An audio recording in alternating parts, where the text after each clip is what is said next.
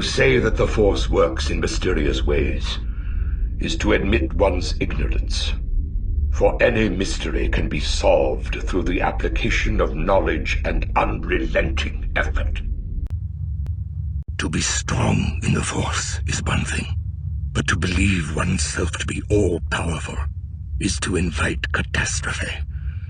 Remember that even in the ethereal realm we inhabit, the unforeseen can occur.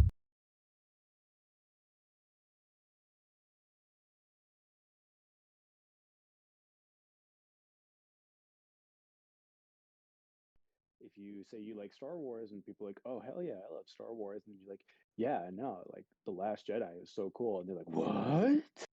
The Last Jedi, the abomination? Or like the opposite direction of like, you're like, yeah, no, I love the Clone Wars. And they're like, oh, the kid show? And it's just like, I thought we were talking about Star Wars here. It's like, why is it so negative? Why does everyone have these visceral reactions and just can't like just be like, oh yeah, I'm not super into this or super into that aspect of it, but that's cool. Let's talk about our common like ground of what we like about Star Wars. There you go. That's it. Yeah. And just so you know, I started recording because I felt like you're about to say something real good, and you did. Okay.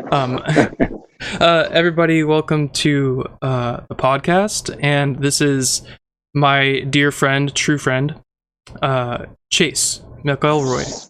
And hello, podcast. Yes. And I'll do a brief intro, and you can say whatever you want about yourself, whatever you want to do.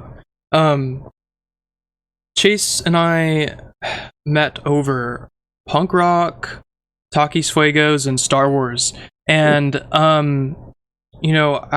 as I went through my awakening to myself and realizing there's a lot more than meets the eye, Chase stuck with me as, a comrade, an acquaintance, a true friend.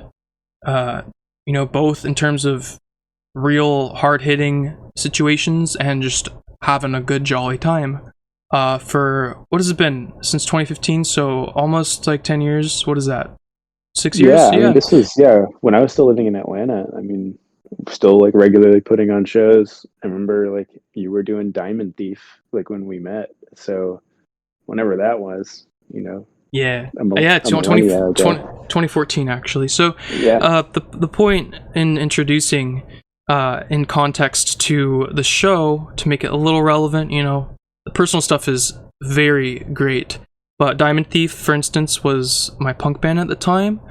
Chase is in a very good grindcore band called No Clouds from New York, and we met through the Atlanta music scene and bonded instantly over like I said, a lot of things, but mainly Takis, punk, and Star Wars. But Chase stuck with me through my like frantic truth-seeking phases, a few just bleak spouts, and my best times in the past 6 years. And that's significant. It's significant to me because, as the longtime listeners know, I literally made an episode about friends, and I capitalized ENDS because most friendships, it's not about people disliking each other. It's about people simply not in a certain situation, sometimes not getting along and something funky happening and going their own ways, and that happens very often. Chase and I have always stayed in communication. We've always had, very different views and very utterly the same exact views. And what that taught me was that true friends don't give a fuck about views, and true friends also care about what matters for themselves as sovereign individuals and others as sovereign individuals. And like the paradox here is that we're pretty much very similar, sometimes eerily the same in terms of like neutrality, balance, and respecting people, respecting everyone, respecting all life. So Chase holds the monad of creation topics very well, so punk band, grindcore band, No Clouds, very beautiful, unique individual. Philosopher doesn't know it. I'm gonna stop now. You can introduce yourself if you want to. I think you covered most of the base. Chase, I live in New York. I play in a band called No Clouds. Our vocalist still lives back in Atlanta, Georgia. She just had a kid, so we had to do an instrumental show the other day, but still really fun.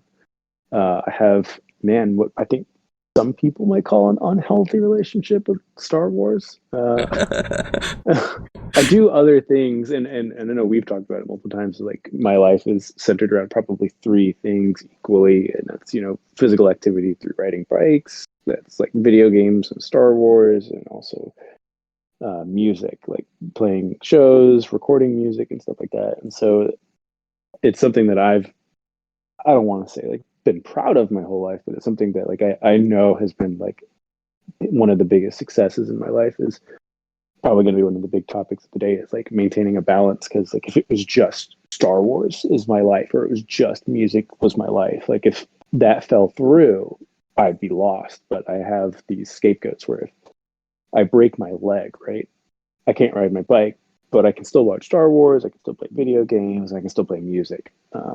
So it's something that is a big core of who I am, and it's a big core of how I've kind of lived my life. And I think it's something that you and I have connected on countless times over the years. Yeah, that was the core of our last talk when we went walking when you visited Georgia. So, what stands out to me, I'm always fascinated with how these things work at a core level, and like I think your innate ability to just flow and have balance like that, but still have wise choosing in what you do with yourself is like, it seems like such a small thing, but I mean, it's hard for people to do, first of all, but also I think it's indicative of some, as we could say, some aspects of the Force downstepping into your life. So whatever that means, your psychology is just pretty balanced. Words and semantics and language doesn't do anything justice most of the time. But yeah, that's good. It's both humble and just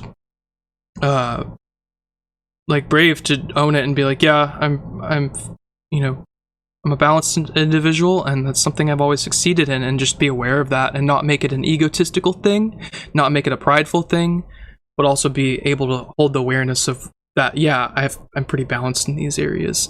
I have one thing to share with you. Before you messaged me today, I had this drive to do an allegorical breakdown of Darth Plagueis, and for the show, and so it's just super, super awesome. Very interesting that you messaged me that you were free tonight to record, because I don't as often these days want to do long drawn out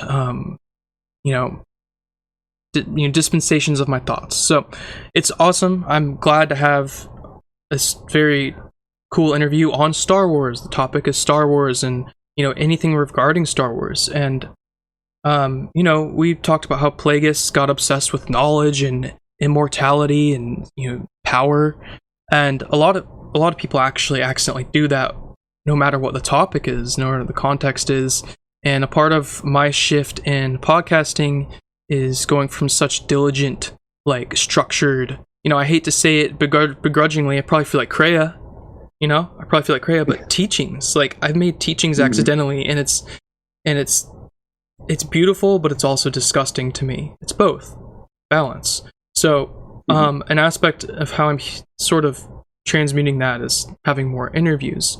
And to get right into it and hear what you think about this, that, and the other, I think we could start with Star Wars and how it has affected you over the years. I think it's a really great way to just jump into this topic, not with the big all-encompassing like balance and transcendent stuff right away, or how it outpictures into our reality, with groups and all those things, but just simply, how has it affected you throughout your life? I love that question. I mean, it started when I was really, really young, like elementary school. Like, I remember even before the special editions came out, because I'm a few years older than you. So I remember even seeing the special edition theatrical releases in the theaters. But I remember when we had the VHS tapes, at home, before the school bus would go, I'd save the VHS. I'd save like the Emperor coming out off of the shuttle in Return of the Jedi, and I'd like save it at that point the night before. So I wake up in the morning and watch like the Royal Guards come out of the Lambda shuttle, and then Darth Vader, and then Palpatine comes out, and it's like I would watch stuff like that. I would watch the big space battles, like the Battle of Yavin, just over and over again, and that has like really just like transferred into like what I really like about Star Wars, just when it comes just to Star Wars, but also what I like about life, like the music I listen to, the movies I watch outside of Star Wars, the games I play, the music I write, it all kind of just comes back to that because, like the games I tend to play are usually space themed in some way or another. I really love science fiction movies. I like scary movies. One of my favorite scary movies is Alien, which is a science fiction kind of horror film on a big spaceship with a big scary alien. And even just kind of in my like mental thought process of like when I think of like the Jedi and like how, not that the Jedi Order was perfect and the Republic wasn't perfect, and I think very few people argue that anyways, but it was just like it was a good metric of living, of like don't become attached to everything because it'll drive you crazy, it'll affect the other people around you. It isn't just you and one other person, it's the whole world, or in Star Wars, it's the whole galaxy. So I've kind of tried to have some of that aspect in my life. Hold on one second. People came home.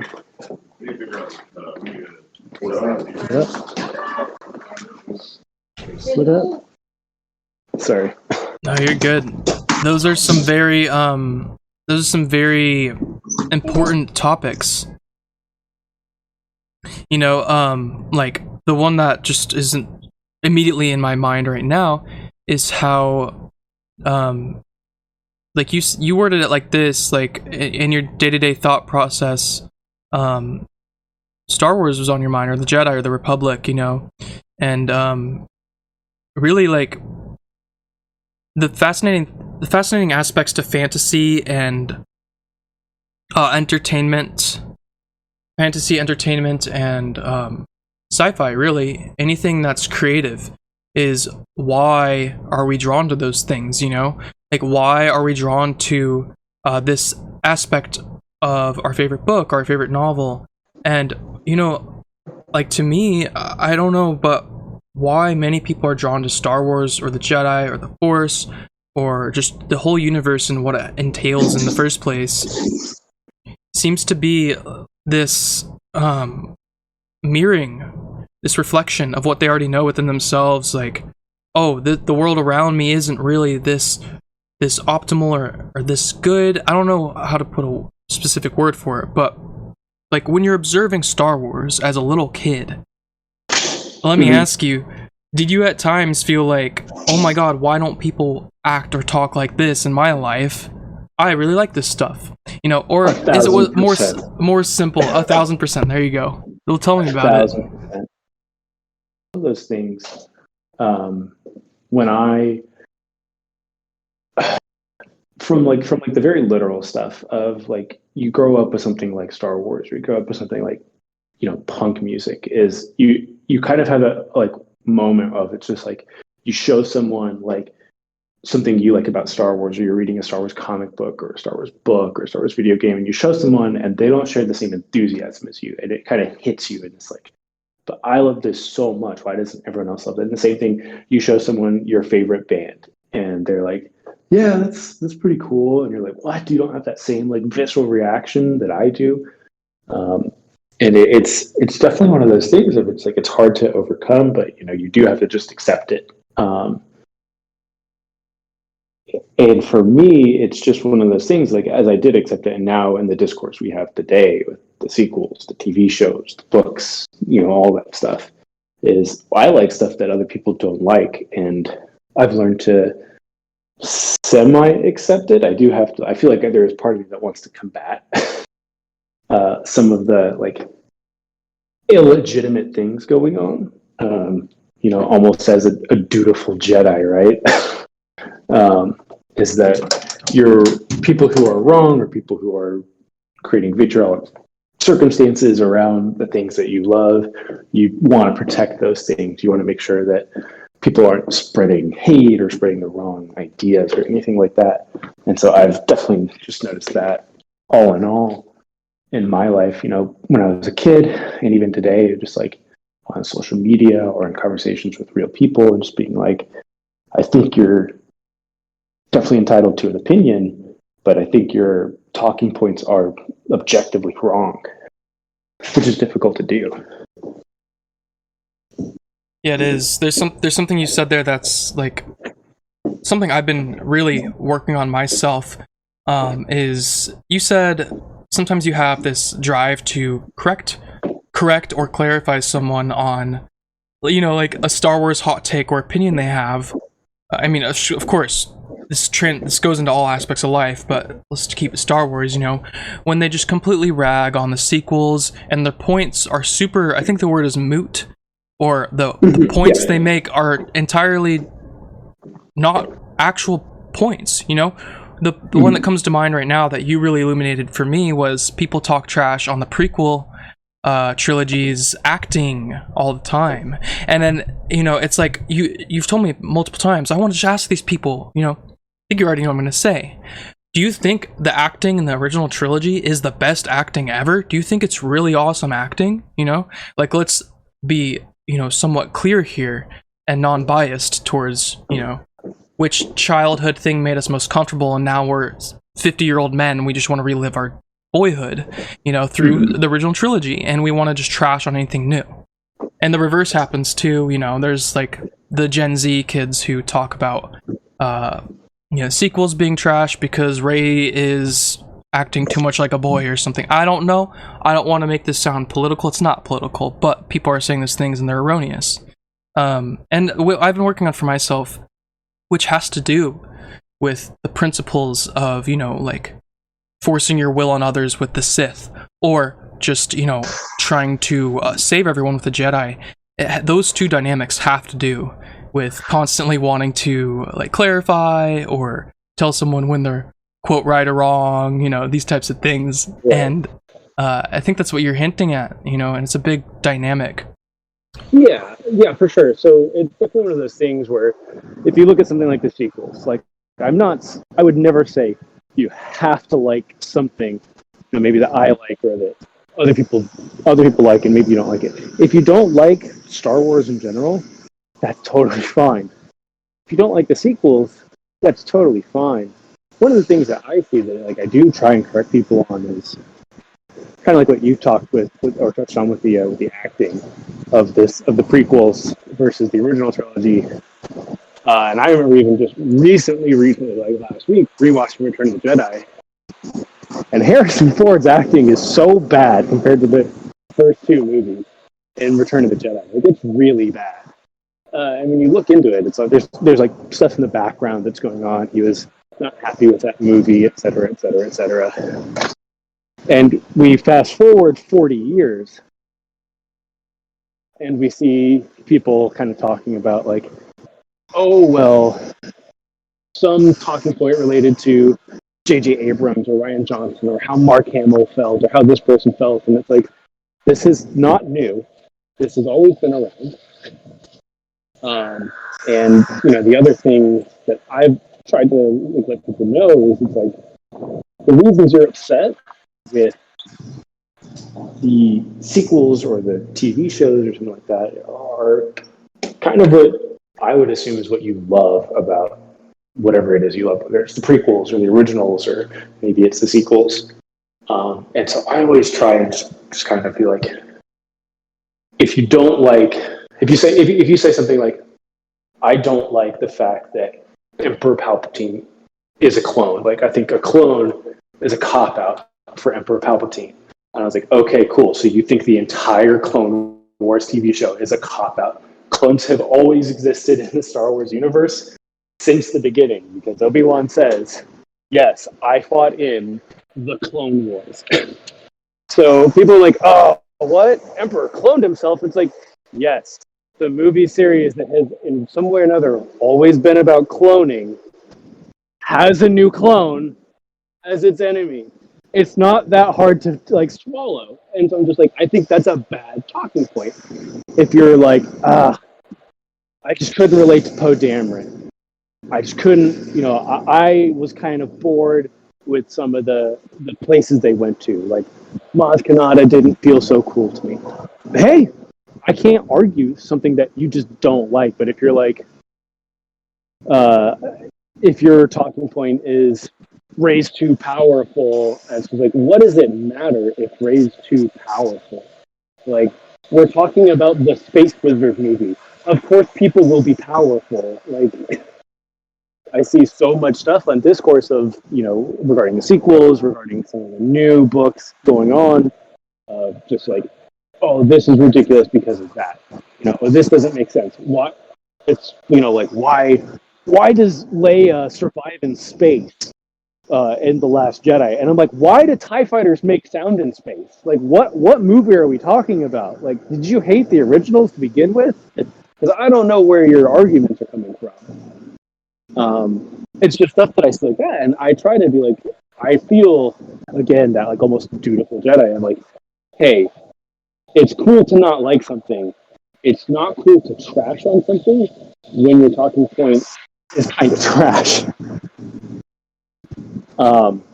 Yeah, because it's just one of those, yeah, it's just one of those things. It's like I don't get a lot of the complaints, or I don't understand is another way. And so I tried to enlighten and kind of bring that balance back of like, hey, not liking something is one thing. Aggressively attacking something is another, especially when the talking points like don't make sense at all. Why does Obi-Wan Kenobi disappear when he gets cut in half with a lightsaber? And then we saw 45 minutes earlier, he cut off a dude in the bar's hand and he was bleeding all over the place. I see a horrible amount of dissonance in those two scenes.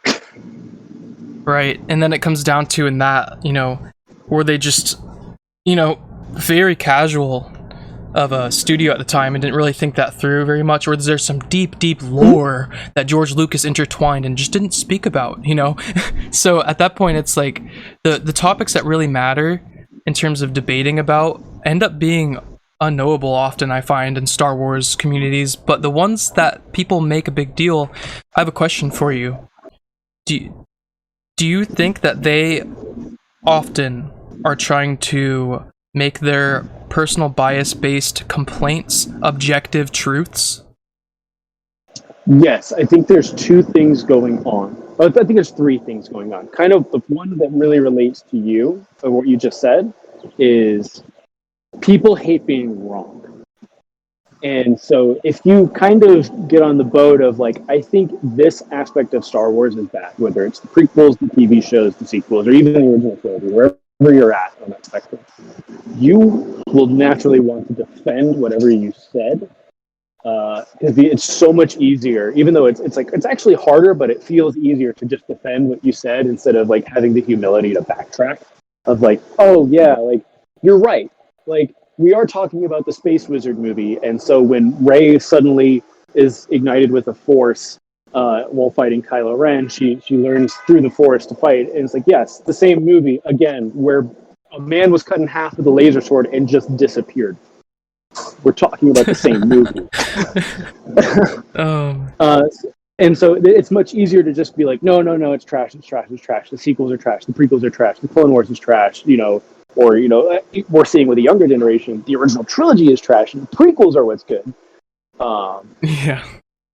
The other thing is, I think there is this almost brainwashing when it comes to new things. Like when we see, like I saw something on social media talking about like instances where like the Star Wars fans have been pretty horrible people, and it's usually based in like it's one of those things like you hate to get political and stuff like that, but if you look at the original or look at the prequel trilogy, it's a very political movie. All of them are inherently political films. George Lucas never shied away from the fact that this is an allegory for like fascism bad, Nazis bad, people who fight those good. Like it's right. very like it's pretty literate in its translation. But we see stuff like with Ahmed Best, who played Jar Jar Binks. people ragged on him. Jar Jar Binks is not the best character, but he's also not the worst. He was almost driven to suicide. We look at stuff like Jake Lloyd and Hayden Christensen, where basically they pulled themselves out of Hollywood forever because of the hate that the prequels got, the unjustifiable hate. And even Ewan McGregor has come out and said, like, it's really heartwarming to see like the prequels get this whole new appreciation. You know, like people are in love with the Clone Wars and the Bad Batch, and it's so cool to see this. But it's like, don't forget what people did. You know, they ended two people's careers and they almost ended another dude's life. Like, there is this like brainwashing that I think is going on with these like, really, really terrible people that claim to say they like Star Wars.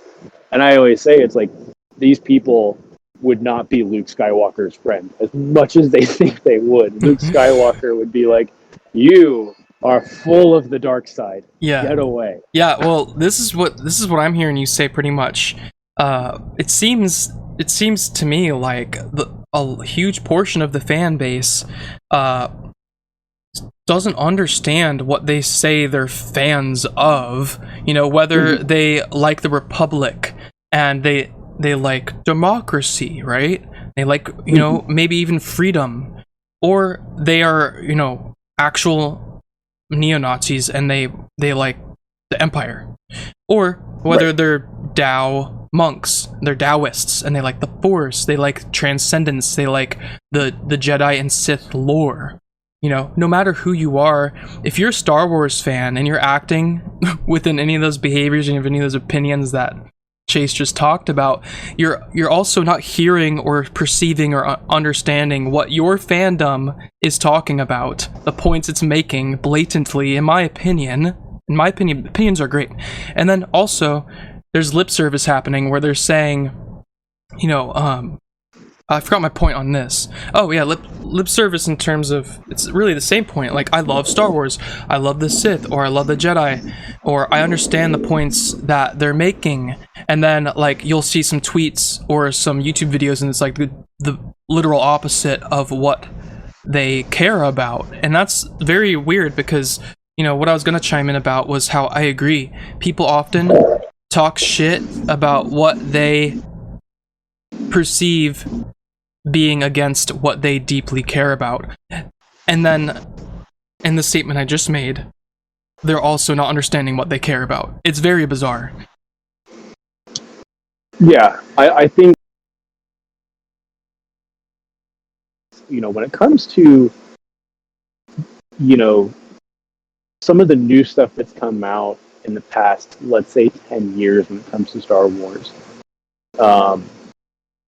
is we're seeing stuff that I think a lot of people are upset about, like the decanonization of all of these books and stuff like that. And like, look, some of my favorite books are no longer canon. And, you know, there's part of me that's like, oh, that sucks. And there's other part of me like, it makes sense in another way of like, look, Chewbacca is dead from a moon falling on him in the Star Wars universe. There was literal multiple timelines of canon because everyone was writing books and video games and comics about Star Wars, and it all conflicted. And the funniest thing to me with all that stuff is a lot of these people who are like, they say that they're going to retcon the sequels because they're so bad and they're not actual canon. You know, they should have pulled from the books. You know, we should have had a movie about Jason Solo and Mara Jade. And I'm like, you do realize George Lucas never acknowledged any of that. He thought that was all cute little stories that people wrote and was not actual Star Wars. He was very adamant on the movies are episodes 1 through 6 in the Clone Wars, and that's it. Nothing else counts to George Lucas. And there's some people who just don't realize that. And I'm not saying George Lucas is right or wrong, but it's like a lot of people like to follow this. Like, I'm a Star Wars purist, and I like the real Star Wars, not this whatever Disney has put out or whatever these fans have put out. It's like, that's not how this works. You know, it's not about any of that. It's all Star Wars at the end of the day. We should just be happy that it all exists. Like, it's a cool universe. Why can't we just be happy with having such a cool universe that we're constantly exploring and pushing the boundaries on? We just can't get past that with a lot of people. And it's like, it's a shame because I think, you know, Star Wars is an adventure. You know, first and foremost, it's, you know, the adventure. The movies are the adventure of the Skywalkers. And, you know, Luke goes from being on Tatooine to exploring the majority of the galaxy. Same with, Anakin, same with Rey. It's this adventure and exploring and pushing the boundaries and stepping out of your shell, and none of the people who say they like Star Wars can even do that. So you put yourself below the main characters, who are in turn interpreted to be more like you. Like Han Solo is a gambler and a smuggler, Leia is a princess. Yeah, those are cool characters, but they're not you. You could be a farm boy that makes a change in the world. And I think people lose that when they think about, like, oh yeah, I want to be more like Luke Skywalker. I think you should, because Luke Skywalker is a good character. He is a blank slate in some ways. He's a relatable character, and people can't do that. They want to stick in a little bubble of, this is what I know. Whether that's the original trilogy or the prequels or the shows. I want to stick in that bubble because that's what I like, and anything else is bad. There you That's go. not. There you go. That's it right there. That's it right there. Having these beliefs and programmed structures in their minds that tell them, what I know and what I have experienced is my identity, or like the end all be all to what I can do in life and will do in life. And to me, that type of rampant knowing and rampant conviction is actually like a false belief system, which is the biggest paradox, And I'd bet that Luke understood and figured out that those types of things happen, and that's why he went to that island and ran away from everybody, probably. That's one of the things I love so much about The Last Jedi, is because it is such a departure from all the other films, and it is a movie about failure, first and foremost. Like, people talk about the Canto Bight scene, like, oh, that was so pointless. They did all this work for nothing. And it's like, yes, exactly. That's the point, is that sometimes you go through all of these things in your life and it means nothing. You went through all this stuff. You wanted to get the data, on Canto Bight. You wanted to meet the guy and you didn't meet him. And so you met this slicer who backstabbed you and turned you into the Empire, and then into the First Order. And then you get caught up with Captain Phasma again. And you have this battle, and Captain Phasma is killed in this battle, and you got nothing out of it except your own life. And it's like, wow, what a great allegory for like stuff that happens on a daily basis for a lot of people. We look at Luke in that movie. He throws away the lightsaber. He's given up. It's like, this is all a waste of time. This once heroic person, that was, that he brought Darth Vader back. He brought Anakin back. The hero of the light, the guy who brought balance to the Force, he gave up once he found out the dark side is sometimes more powerful than he thought it was. He thought it was just fighting Palpatine and Vader. It's way more than that. It always has been. Yeah, because they're with those energies are within everybody all the time. So balancing them within yourself is the biggest battle. We see it in Return of the Jedi. He force choked someone. He comes into that movie in all black. Like, I think it's a really good representation that this is not the farm boy we loved from Tatooine. He's growing up. And in The Last Jedi, we do see that go in a different direction of, no, he didn't turn to the dark side, but he gave up. And it takes Yoda to basically get him off his ass and be like, you have the opportunity. You're a Skywalker. Your opportunity is in front of you with this girl. Don't throw it away. It's like, it's not about the books. It's not about the text. It's about doing the right thing. And Yoda, I think when we see the prequels and we see the Clone Wars, we see characters like Yoda and Obi-Wan who fully understand that. It was never about the Order. It was never about the Republic. It was about doing the right thing and making sure the galaxy was okay. And that people who inhabited the galaxy were okay. And Luke lost sight of that. And I think that's good, because it shows that he's not this perfect being, but he can be redeemed. And not in the same way, when you think about it, it's like, okay, let's look at this. Let's look at the Return of the Jedi, where Anakin doesn't die. Luke saves him, brings him to the light, and then the New Republic is like, yes, Darth Vader, the guy who killed billions with his laser stick. Oh, he's part of the light side now? No worries. He's cool. It's like, no. That dude would spend the rest of his life in a cell, in a laser field cell, where if he touches it, he will die. And it's like, yeah, of course, like he has to die in that film because of what he's done. Right. And it's cool. It's cool. We see this in Rogue One. We see this in the books that have come out. We see it in Rebels. We see it in some of the new video games that have come out, like Jedi Fallen Order. Of like, okay, this guy is a bad dude. The little pod racer has turned into one of the worst people in the world. It's like I always look at it as like, Adolf Hitler also had recess and played on a playground.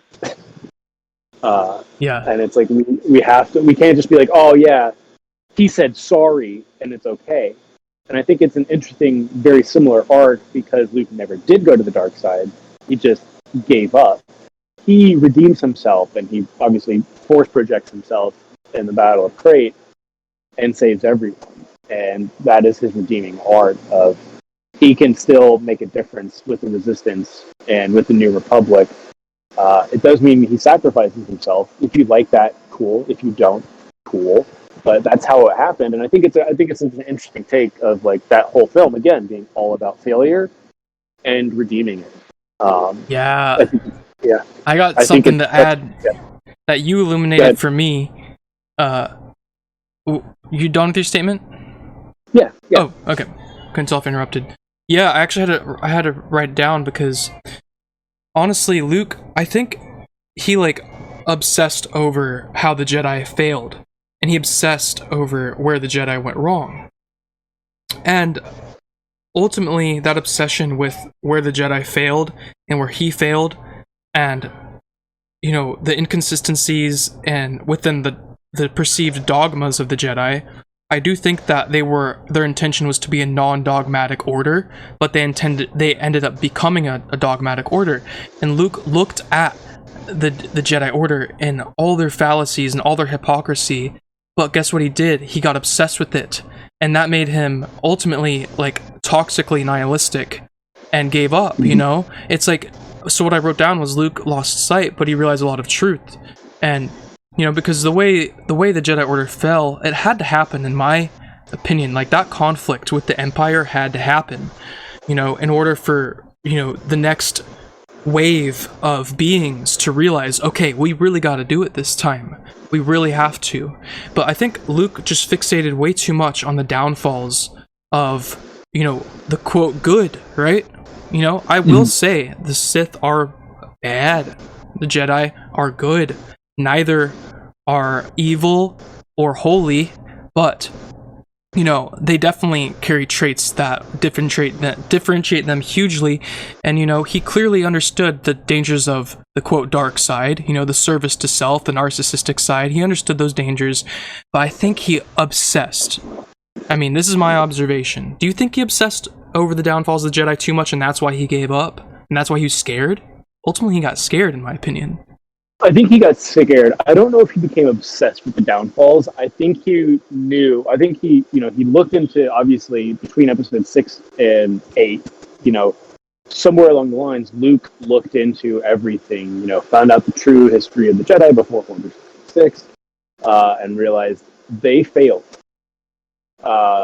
And I think once he was working with Ben, and he realized what Ben was potentially capable of, it obviously scared him, and he knew that if he failed in the same way the Jedi failed, and he was the last Jedi for a while, and he began to train these kids, and even in the end of Last Jedi, we see the kid pull the broom to him, which again, it's like, this isn't over.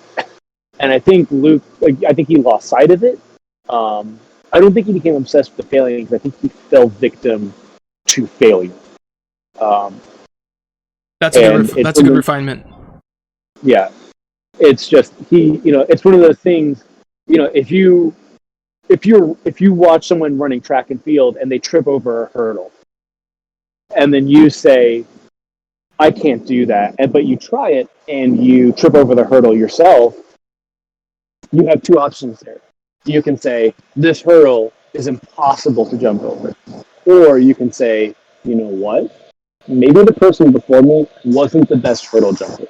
Maybe I could be better," and you can keep going until you do jump over that hurdle and eventually you clear it. That's how the greatest athletes kind of become the greatest athletes. Is they push themselves to be better.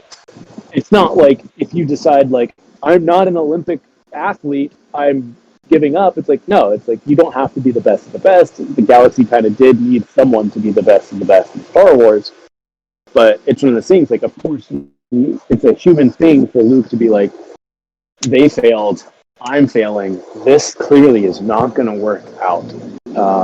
So it's just one of the things. I think it's a very humanizing thing, and something I think we can all relate to. We've all given up at some point. We've all seen something that was difficult, and we were just like, nope, I can't do that. I'm going to move on to something else, or I'm just going to forget this entirely. And that's what Luke did. And again, people like it, people don't. That's an opinion. It is how it is, and I love what they did with it, and I love how he was redeemed in the end. But yeah, no, I think he just gave in to failure, and stopped trying. But again, it's something that I don't necessarily blame him for. And again, it worked out for him. It worked out for everyone in the end, because everyone was safe. That's awesome. Yeah, I think you refined that. What's his name? HK47 refinement. You refined that real well. Like he actually was too focused on the failure, not necessarily the downfall, specifically the Jedi. I think he had good knowledge on that. Now that you refined it for me, I think he had healthy observation on the downfalls of the Jedi and Sith. But like the failure, and what is that? The core of that? Guilt, probably. Just drinking blue milk, and just loathing, self-loathing, and just probably hating himself a lot and hating existence a lot. And then Rey comes up there, yeah. So it makes a lot of sense. And The Last Jedi's out of the sequels, Last Jedi is the one I actually can say I totally enjoy. Oh no, I love Last Jedi. Yeah, and I'm not a sequel hater. I just don't prefer any of them, really. I'm not fond of Force Awakens or the third ninth, but they're not bad films. And also, I don't dwell in gruesome details, as Plagueis says, and it's as Plagueis says statement here, because it's a Star Wars podcast, but forget about Plagueis for a second. That is the truest thing ever. Like this common denominator with all of this, in my opinion, is dwelling in the gruesome details. Like the people who complain about the things they don't like about this or that Star Wars piece of media, they're dwelling too much in what they don't like. They're dwelling too much in something they perceive as bad. And Luke ultimately was dwelling too much in the failures of others and himself, instead of progressing. And I think that's an awesome way to transition to the next question, which could spark so much conversation or a simple answer from you. I think the former will probably happen. But if you're ready for that question I sent you, I can ask it. Yeah. Cool. Yeah, go for it. It's a good one, I think, after what we just talked about. How, in your, I'm not going to get into teaching about how perception can be aligned with truth or belief, and opinion is the whole way through. Everyone's perception, no matter what it is an opinion. At this point in my life, that's my opinion on it. So, in your opinion, Chase, how is evolution, actual progress, in Star Wars comparable to evolution and reality? And you could talk about anything here. Societal evolution or evolution of one's own self. I really like that question, because we can look at it from literally an infinite amount of angles, and I think it perfectly parallels kind of what we're going through right now. I think the easiest one is we look at stuff like, if you like the books like Into the Void take place before they could even go to light speed. We look at like how they had this like understanding of balance. The ashla and the boga and the light and the dark. It's not about committing yourself to one or the other. It's to understanding both, and understanding that yes, there is a balance that needs to be had. You do have to protect yourself. You need to make sure that your community is safe, and sometimes it's not just about being on the light side. It's about doing whatever you need to do to defend yourself, and defending your homestead. And how that has kind of gone into that eventually, once technology took over, they got the lightsabers and they got spaceships that could go faster than light. And I think they lost track of that. And I think we've done that in a lot of ways. We look at like what we call primitive humans. They were survivalists. They had culture that we will never understand.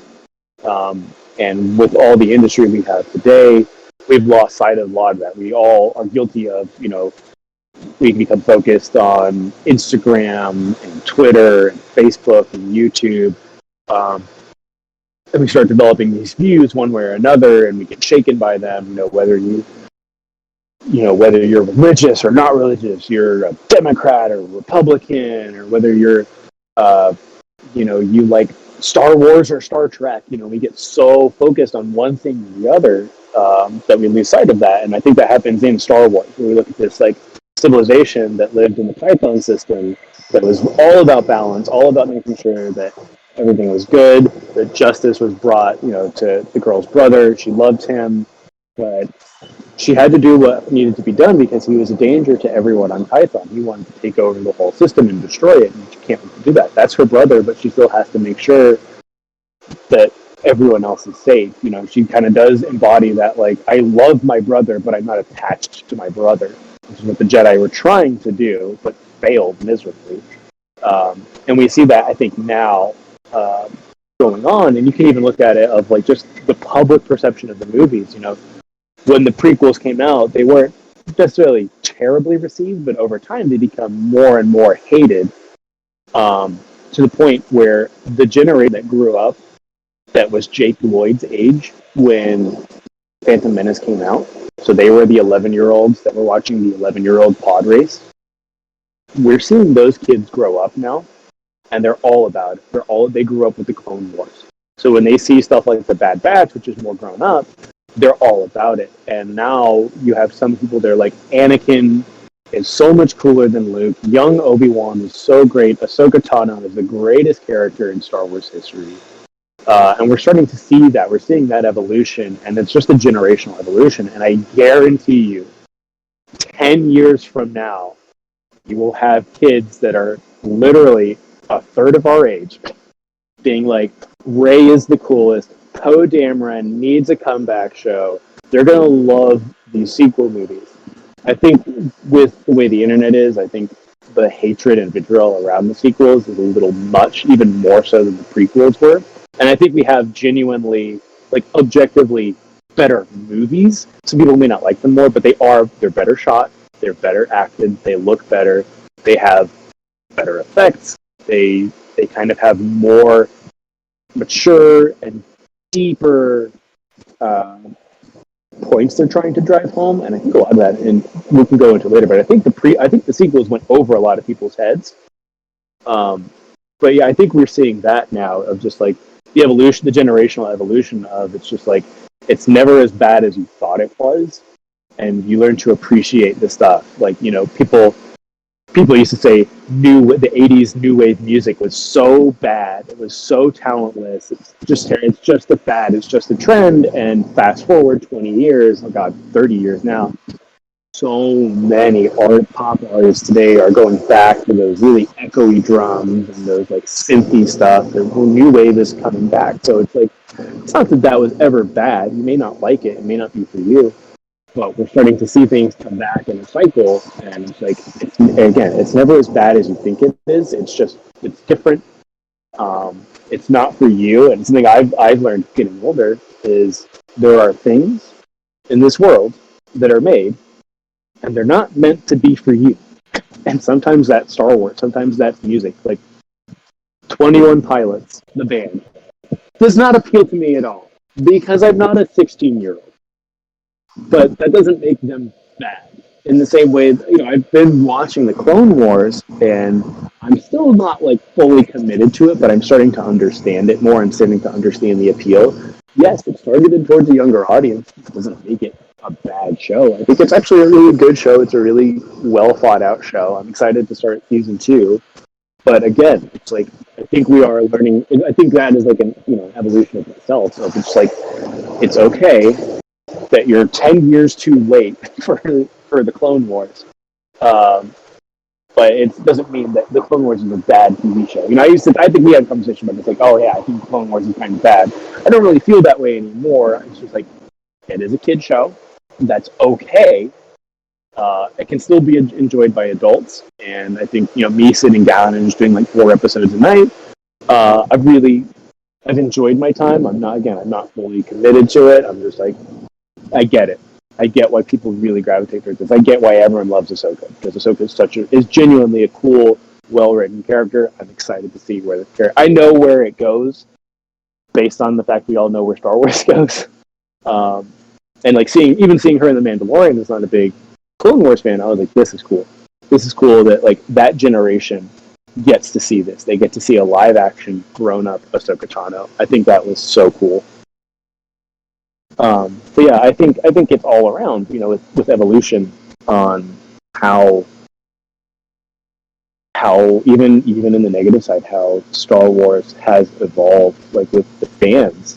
We talked about the negativity of a lot of these fans, and we're starting to see that this, like, when the originals came out, it was all about imagination. Like in Return of the Jedi, when Luke kicks in air and the guy falls back, it's obviously bad choreography and a bad take that was put into the movie, but the fans were like, oh no, that's a force kick. Like they used their imagination to make the shortcomings of the film even better, to elevate it. Like we talked about with Obi-Wan being cut in half, it's like, hey, like, ooh, instead of being like, what do you mean he was cut in half? That makes no sense. It was, oh, why was he disappearing? Instead of being like two pieces of Obi-Wan. Like, this is so interesting. And I think we're almost like in a de-evolution state of like, Leia gets blown out of a bridge on a ship and survives and comes back into space, instead of being like, that doesn't make sense. Byron was like, oh wow, how did Leia get that powerful? That's so interesting. How did she learn to do that? How did we get to this point? So maybe it's a little bit counter to what we were talking about, but yeah, the de-evolution of imagination, of wonder and mystery with the people who watch Star Wars is starting to become apparent. Of like, instead of being like, why, we should be like, why? There you go. The curiosity is gone. It's like people are like, well, how did Rey become so powerful, or why is this character this way, or even with the prequels, like, how it is, how does General Grievous come to power? How is Count Dooku so good? How does Emperor Palpatine, convince the whole world? How does no one see that he is a Sith Lord? And it's like, instead of being like, oh, this makes no sense, I think a lot of people were like, how do we make this make sense? Because it's such an interesting universe that we can say, like, the power of the dark side was able to cloud everyone's mind and believe that Sheev Palpatine was this great senator who was going to save the galaxy through politics, which is, you say that out loud, that's crazy. But then we can say, oh, that's the power of the dark side. And that makes it more interesting. That makes the Force more mysterious. Whereas I think a lot of people would look at the sequels in this very critical way, in this very analytic way, and just being like, ooh, how does that make any sense? Why is Finn holding a lightsaber and fighting, Kylo Ren? And that makes no sense. And it's like, well, we could literally make this, and we could tell you why you're wrong, or we can also say, what is up with Finn? How is he able to actually stand his own against the last good, or the last Sith Lord? In all honesty, what is inside of Finn that we just don't understand? And same with Rey. Instead of being like, how does this girl from Jakku stand up against the Sith Lord? And it's like, well, we could have the same thing about Luke Skywalker if we really want to. But it's the thing. I think a lot of people lost their curiosity, they lost their imagination, they lost their wonder, they lost their childhood, and they want it back. And it's not happening because they're not letting it happen. I think it's kind of what's going on with the more modern takes on Star Wars. And I think, again, that's the de-evolution of us and our minds, which is sad. But, I mean, it is how it is. Oh, man. Oh, that was beautiful. I mean, like, literally what you said, this is about Star Wars, but I mean, look at the core of Star Wars, it's immutable. The core aspects of it is directly related to our world.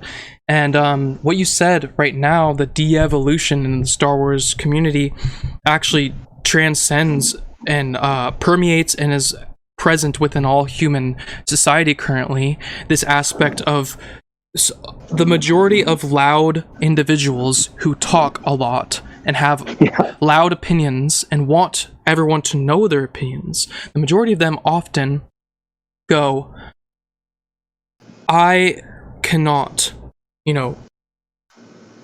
understand, I cannot imagine how that is the case about XYZ phenomenon. So it cannot be, right? And then so they just are in this mode of refusal to, you know, be joyful or curious or inquisitive or, you know, try to find out why things are, right? And then at the same time, you know, they're also carrying this weird belief of refusal of seeking and finding out and figuring out in a fun way, right? In a joyful way. Like, this can be applied in all life, you know? We've talked about this before.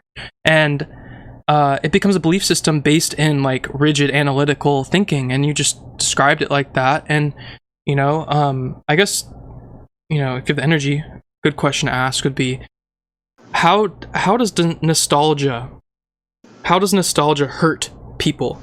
I'm not talking about good memories, you know, I don't group good memories and nostalgia in the same grouping.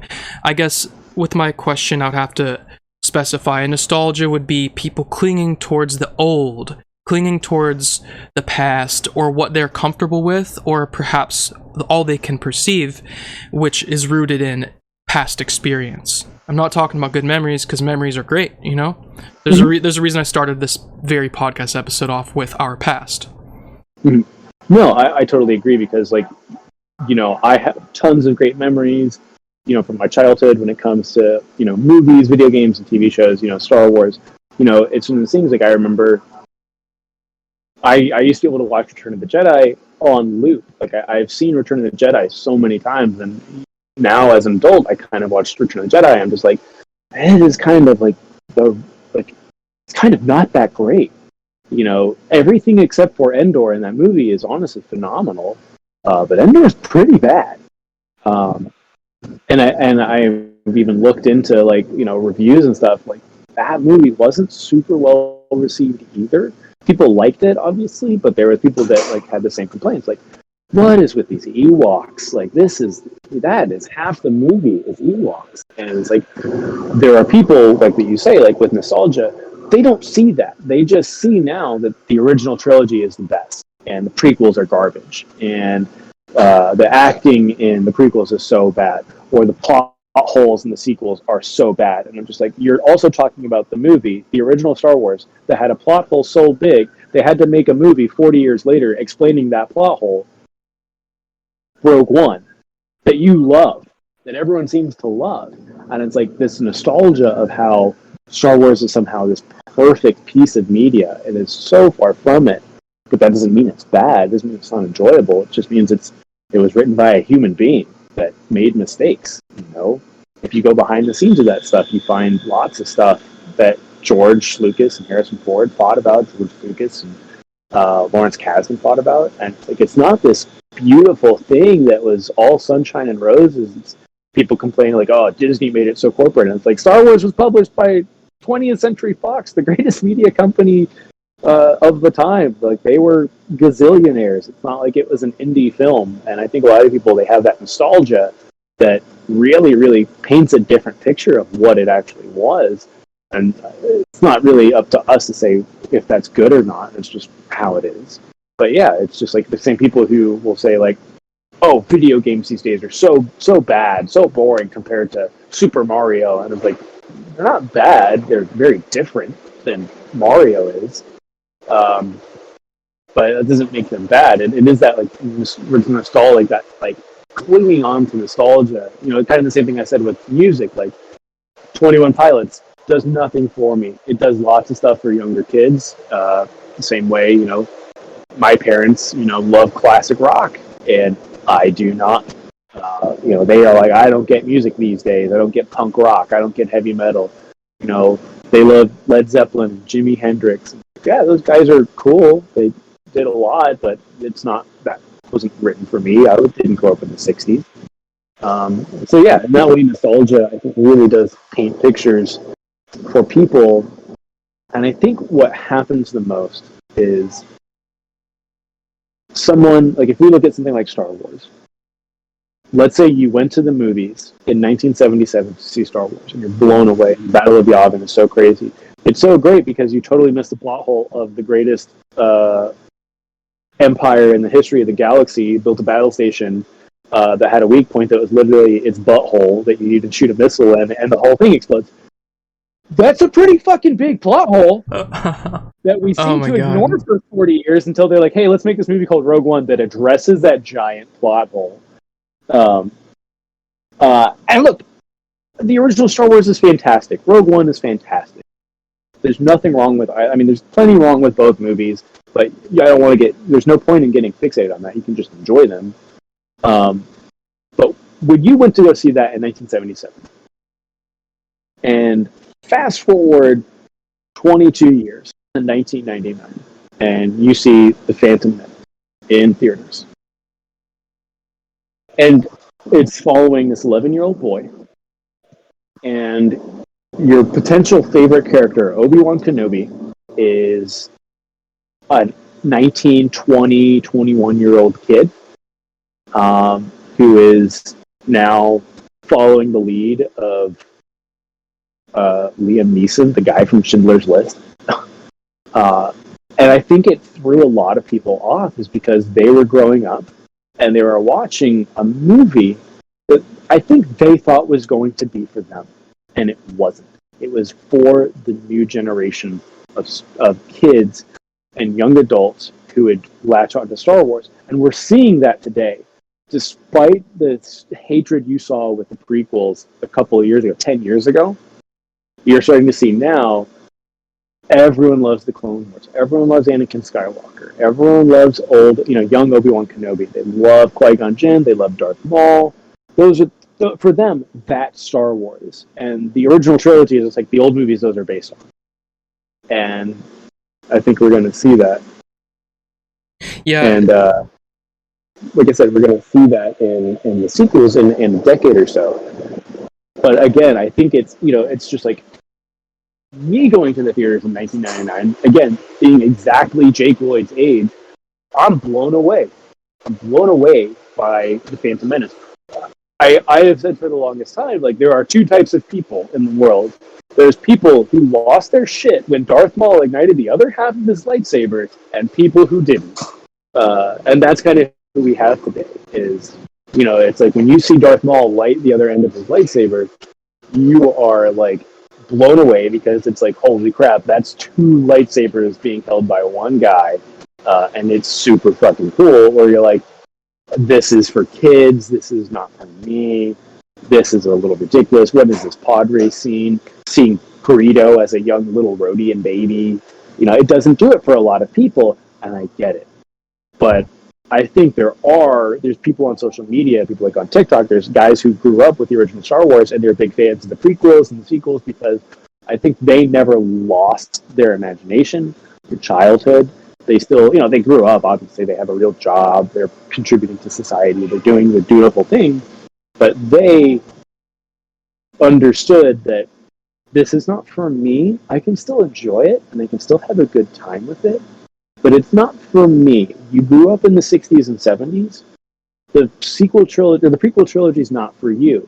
You grew up in the 80s and 90s. The sequel trilogy may not actually be for you. It was meant for younger people, and I do think that the sequels, there's a little bit of a difference. I think if they really wanted to have that generational grasp, they should have made Rey younger. But I think they did a great job with Rey. But I do think that whole nostalgia thing, it really clouds people's judgment in the same way we talked about. Instead of wondering, like, how is Luke projecting his whole Force self to fight Kylo Ren, where he gets blasted by millions of fucking lasers by these even bigger AT-ATs, and he just dusts off his shoulder. Instead of being like, that doesn't make sense, how is he projecting his whole body with the Force? It's just like, oh wow, he's projecting his whole body with the Force. Again, that imagination's gone. The wonder is gone because your nostalgia is way back in the 70s and 80s. That you can't be curious about things anymore. Kind of like rehashing what we were talking about earlier. But yeah, I think that whole thing, people who even say like movies today are super bad, and like I'm guilty of it too. Like the Marvel movies don't do anything for me. action movies today don't do anything for me. I don't think the scary movies that come out today are as scary as they used to be.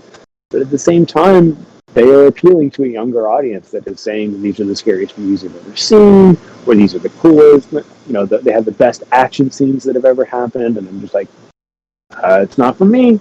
But I've learned, hey, that's okay. Not everything in the world revolves around me, so I shouldn't expect everything in the world to be like, oh yes, this will cater perfectly to Chase's taste. Nope, that's not how the world works. It's okay. The way movies are made now are very different. And we see that, I think, in the original trilogy, the prequel trilogy, and the sequel trilogy. They are products of their times. The way movies were made in the 70s and 80s versus the way movies were made in the 90s and the early 2000s. And we see with the sequel trilogy, the way that movies are made today. It's very apparent. There are three very distinct styles with all three of the trilogies. And instead of being like, the sequels are bad or the prequels are bad and the original trilogy is the only good one, it should be like, no, they're all different because they're all made in different times. They all follow different generations. And we could learn to appreciate that if we were all great people, but that's just not the case because, again, this negative nostalgia is just like clinging on to people of like, oh no, it's so much better when it was little miniatures flying through a little cardboard Death Star. It's like, yeah, that's cool. I love it. But like, we can also do cooler aerial maneuvers when it's CGI, and that means X-Wings can get cooler views and stuff like that. So it's a trade-off. Like it does lose some of that like charm, but I think we do get something cool out of it when we do transition to the new way of doing things. And so, yeah, it's like, I mean, that's weird how it. Yeah, that's really great. Something I really got out of that was realizing like your ability to say everything you just said honestly, but from the way I'm viewing it is, since the prerequisite here is Chase is not overly analytical, right? Chase does not fixate on things, right? So like your ability to remain aware of the beauty and diversity, like kids enjoying Marvel movies, and accepting that as an awesome thing for them, and 100% it's not for you, it does nothing for you, and it doesn't matter, you're not over analytical, so you can just be like, whatever, it helps them, that's awesome. So I don't immediately cast it aside and want to obliterate it from existence, you know what I mean? And it's like this over analytical thought process is almost aligned with toxic nostalgia with me, because then people, I think the reason this detrimental nostalgia exists is because they're being over analytical about what they prefer from their past. And you talked about the Star Wars fans who have watched Star Wars since 1977, and they can accept the current state of Star Wars for what it is without being toxic about it. And the ones who are probably seeping and hurting themselves because of Star Wars, because it's different. That's the paradox. That's the part I don't really get. I understand why it happens, but people hurt themselves ultimately at the end of the day. The ones complaining, hurting themselves. So they're hurting themselves because they're overly analytical about how what made Star Wars make sense to them, not fitting the context of their present day reality anymore. And it's just, it's just unlocked a lot. And it's like, to make it about Star Wars, really, I do think, like a lot of the Republic got tricked by the illusions of Palpatine and Plagueis, and the grand plan initiated from Bane. This whole grand plan. I think this type of nostalgia, this type of toxic nostalgia with the way things should be, the way things they are, and maybe not even the toxic nostalgia, more so comfort and getting super comfortable in the state of society and themselves, and letting things slip out of their awareness, and they really miss what's going on and not appreciating, well, in that example, not staying aware of what they should be aware of, but in the example that we just talked about, the present state of Star Wars communities, not being receptive and appreciating, hey, it's not how I like it, I'm not going to make a big deal about it. One thing that I've there's half of my brain that always likes to connect Star Wars stuff with real life. And usually it's like in the guys of like the light side and the dark side of the force. And it's something I thought about like for a while now is like if you go on like Instagram or TikTok and you see someone that does like a Star Wars like montage or fan little creation to show their appreciation for Star Wars. Let's say they include like a snippet of Rey, right? Like holding a lightsaber. And it's like, okay, cool. It's just a cool shot. Like, let's just take it for what it is. It's a well shot thing. It's Rey holding a lightsaber and swinging it, and it looks great. And what you'll see in the comments immediately is all caps. Sequels aren't canon. Rey is not a Skywalker. Sequels were a mistake.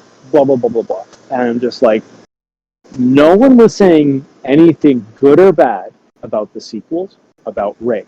They were just showing images and footage of stuff that they thought was cool.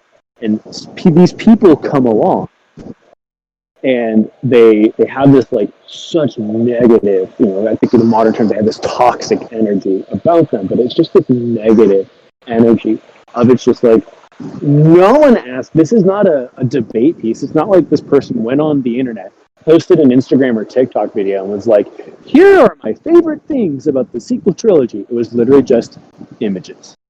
And that will draw this visceral reaction from these people. And it just makes me think of like these dark side disciples that like they cling on to these Sith lords. That when we look into the vast expanse history of Star Wars, we see these Sith lords. If we want to talk about the failures, it's always the Sith lords. They fail more than anyone. When we look at like Darth Plagueis, he was a failure. He was going to be immortal, and he was going to use Palpatine as his little puppet. He was going to end the rule of two and become the ultimate Sith prime evil. And he failed. He failed horribly. He got drunk and drugged and electrocuted by Palpatine. He was supposed to be the greatest Sith of all time, and he was a failure. When we look at Darth Nihilus, the Eater of Worlds, he was destroyed by his own Padawan, Visage. Like, they're failures. But these dark side disciples, these little cretins that like come out of the woodworks and they have their little black robes and their little stinky red lightsabers, and they think that, yes, one day I will become the Sith primeval. You won't. You're going to die. That's how it always happens. You're all failures. One day they will learn, but they never will, and we start to see this in the real world of these little creatures that come out. When someone's just like, this was a cool scene from Rise of Skywalker when Poe Dameron sweeps down and there's all the ships in view because the Republic and the people who believe in the Republic came in to stop Palpatine on Exegol. And then people are like, sequels, they're so bad. It's like, no one was asking if they were good or bad.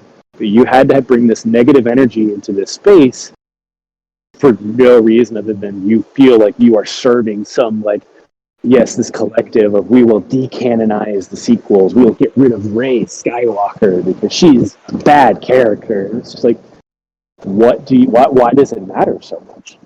Let me ask you a question. Yeah. So, you know how Darth Nihilus actually, I'm pretty sure he is dead already, but he's clinging on to life by siphoning off others, right? Mm-hmm. And he has this grandiose mission in his head, a belief system, I'd argue, that it's his duty to purge the galaxy of the current state of life, right? Isn't that how it goes? Okay, so he devours planets, right? Because he disagrees with the way life in the galaxy is in its current state. So there he you must go. Destroy it. So let me ask you a question about the people who you just compared to Darth Nihilus. Would you say they have equal amounts of lack of pure substance within themselves as Nihilus does? I'm not talking about the potency of what they do. He destroys galaxies and planets, okay? Just the base of it. It seems to me like Nihilus. Go ahead.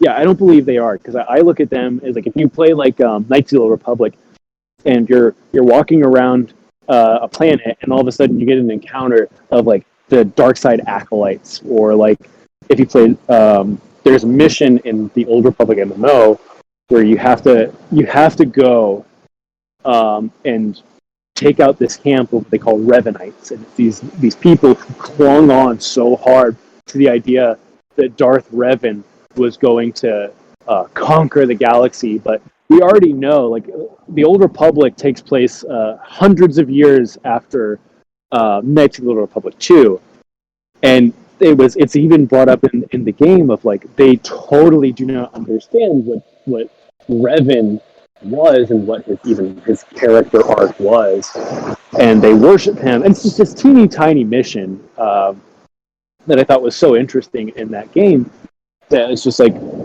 these little creatures, these insignificant little creatures that, like, think that they're contributing to this, like, cause. It's not even a greater good cause. It's just this cause that they were convinced to believe in. And I think that is what is more comparable. They're nowhere near the level of, like, Darth Nihilus or Revan or Darth Plagueis or Sidious. True. So not even close. Got it. So what you're saying is actually spot on, the way you articulated it. They're more like cultists who have, like, really are so out of touch with themselves in reality that they've devoted themselves to this illusion of what, Revan is, or this illusion of what they think Star Wars should be, so they just lash out at people. Nihilus is a more actualized,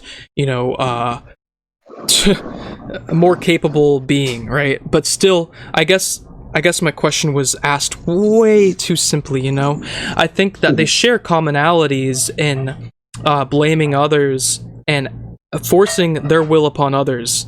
It's totally different situations. They're definitely Revenites. I see that. Totally Revenites. Yeah, no, it is this notion for me of, when I look at these people that are like that, I look at these people, like, if I could look at it like in the social media tier, these people in the comment section, right, or on YouTube, where it's just like you have these people that all they do is they hang out in the comments and they're like, "Oh, this is bad. The prequels are so bad. Clone Wars is for kids. Rey is Mary Sue. Blah blah blah." And it's like, everyone's like, clearly you actually don't like Star Wars, so why are you here? So I look at those people as those little dark side acolytes. And then I see these people that are like these, like, content creators, whether that's on YouTube or TikTok or Instagram, where they're constantly just like, they'll be like spreading memes of, like, ha ha ha, prequels are trash. Like, if you like Obi-Wan Kenobi, if you like Anakin Skywalker in the Clone Wars, you don't actually like Star Wars. And I'm like, okay, so there's that next tier, right? Those are your Dark Jedi Knights, your Sith apprentices, like, there's those people. And then I think you have these, it's crazy to think about in this world, you have these influencers, like these social media influencers that go around. You have people like Star Wars Theory, who, when Rise of Skywalker came out, is like, I think it was 2 days after the movie came out, he was like, "Guys, this movie blew me away. I just bought my ticket to go see it again. It's so fantastic, guys. Here's my problems. I think it was a little bit too fast paced. I think they didn't answer some of the questions we wanted to answer, but you know what? All in all, great film. I loved it." And then a week later, you see the next video he posts of Rise of Skywalker has ruined Star Wars. And it's like, what?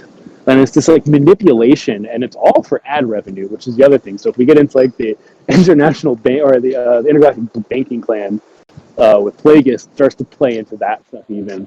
I'm like, these are, like, the masterminds who are, all they're doing is they're seeking ad revenue from YouTube, TikTok, and Instagram. Because if you don't like the sequels or you don't like the prequels, that's fine. But if you are actively trying to change the public mindset that these are negative things, and negative things generate money for you, and so you gain money, and you gain power, and you gain influence, these are, like, the modern day. It sounds stupid that, like, a TikToker, you compare a TikToker to a YouTuber, like a Sith Lord, but it's really what they are. It's like, they don't actually think these movies are that bad. Like, if you were to sit someone down and watch The Force Awakens and be like, "Let me know if this is a good or bad movie," most people would say, "That seemed fine. Like, well shot. The action was fun. The humor was fun. The characters are neat. It's an interesting world we're living in. Maybe it's not your cup of tea, but you think, oh, that's a fine movie." Then you have these people that come in. They have these platforms on social media, and they're like, everything wrong. Let me make an edited clip of how Mark Hamill said that Ryan Johnson should be killed for ever touching Star Wars, and it's just like it's all over the internet now. These are the people who I would look at like they are that Darth Nihilus, the Darth Plagueuses, like these media giants that are influencing everyone around them to have these negative connotations towards this thing that they're supposed to love. They love Star Wars, but they want to just spread the negativity of anything that isn't basically the original trilogy at this point. Yeah, I mean, that's what's wild. I mean, someone could, I think the devil's advocate person would say, oh, they're just a YouTube channel, they have to make it somehow, right? But like, hold on, Mr. or Mrs. whatever, they're actually doing textbook cult mastermind narcissistic tendencies, mass mind control manipulation. Yes, it's about Star Wars, but I mean, like, the dynamics are what's important to keep an eye on here, because those dynamics are the very thing that Palpatine did. He feigned empathy, he feigned emotion, he feigned grandiose, situations and ideals and ideas, and then gaslit everyone and manipulated them, pulled their heartstrings, right? So, like, the fact that Star Wars Theory or something, any of these people, not naming names, who cares? Right. We actually don't even care. That's a funny thing. But, like, people who do this stuff, it's like, the dynamics are what's interesting. Like, how this out pictures in fantasy, and then literally the people who care about the fantasy they're talking about and portraying the same traits as, the decaying Sith Lords that in some of their videos they probably say are not very nice, Mm-hmm. Yeah, I think a lot of it, and the other thing that I remember watching a video of a guy kind of like bringing forth like the ad revenue aspect to a lot of these like social media influencers when it comes to the negativity, not just of like Star Wars. People like will say like with stuff like Marvel, with Game of Thrones, with all these like media things. And it does like it evolve into like the world of politics and like social issues. You have these people that are like just manipulating people left and right, usually just for their own personal gain. It usually doesn't have to deal with what they actually believe. It's just I want this personal gain. Because like I said, I was watching this video of a guy who was basically saying like, do not pay attention to like these YouTubers that are saying one thing or another about these movies or anything, because it is all about their financial gain. And the craziest thing about that is the implications that we get because of their negativity is all they have to say is, haha, Star Wars bad, Marvel bad, whatever it is they're going after. And then you have this trickle-down effect. It goes down to these little comment trolls that drove Kelly Marie Tran off of social media. They drove Jake Lloyd and Hayden Christensen out of Hollywood. They, like what we said initially, they drove Ahmed Best almost to the point of suicide. They make it so that people have to be very careful when they're making media, when they're acting or directing. There is now an effect that we have because of the internet where movies have to be made a certain way so they don't cause the vitriol of these little trolls. And so we do have these real world implications from these like social media influencers that are making money off of the negative content. Whether you like the sequels or not, whether you like the Marvel movies or not, is so irrelevant. It is this like almost encouraging behavior of just talk shit, and it will it'll be rewarded with more people coming behind you to talk shit with you. And so now we've just developed this culture, this horrible culture of this. If one person says that this is bad, even if people don't agree with it fully, they'll come to that side because it's fun. It's fun to talk shit on games like Fortnite. Look, it's a game for kids. I don't like it. I think it's dumb. But whenever I see Fortnite come across my phone screen, my initial reaction is not like, oh, Fortnite is the dumbest thing ever. I'm like, oh yeah, Fortnite, that game I don't like. Okay, cool, next. And I think a lot of people, and I think it's mostly younger people, have lost that. of just like, you don't like something, totally okay. You don't like Rey, that's totally fine. I'm not saying that everyone has to go out, watch the sequels, and be like, Rey is my favorite character. If you don't like Rey, you don't like Rey. It's totally okay. But the idea of you see Rey, and you have this visceral reaction to be like, she's not a Skywalker. She's the worst thing to happen to Star Wars. It's like, why? Why do you have to behave like that? And it's because they've been indoctrinated into these like negative way of thinking. And again, like I wouldn't be surprised if Daisy Ridley comes out at some point and basically is like, you know what? You guys were terrible. Like, there's things that I didn't like, that J.J. Abrams said or Ryan Johnson said, but it's how it was. It's not like it's the worst thing ever. We've seen bad movies before. These aren't the bad movies. You're just upset because of these internet trolls. Like, I'm waiting for the day that she just comes out and is just like, you guys are fucking terrible people. Yeah, it's like no one these days has anything better to do than obsess over something, and often if they're acting like a Revanite, a cultist to Revan, or maybe they're as actualized as nihilists in a weird, gross way. If they're directing all their energy and all their thoughts at that thing that they feel so much about, and they have nothing within themselves of value, or very little, let's say that. I'm not going to be an absolutist here. The percentage of, some actual joy is lower than how they think the sequel should have been, or how they think the prequels should have been, or what they think George Lucas should do with his, interior design in his house, and they don't like it, so they're going to make a huge Twitter post about him. No matter what it is, it becomes so reversed in this really strong way. And when I observe it happening with Star Wars or media or video games, I like what you said about Fortnite, like you see a Fortnite thing, you're like, I don't like that. I don't need to spend my energy on it. Move on, right?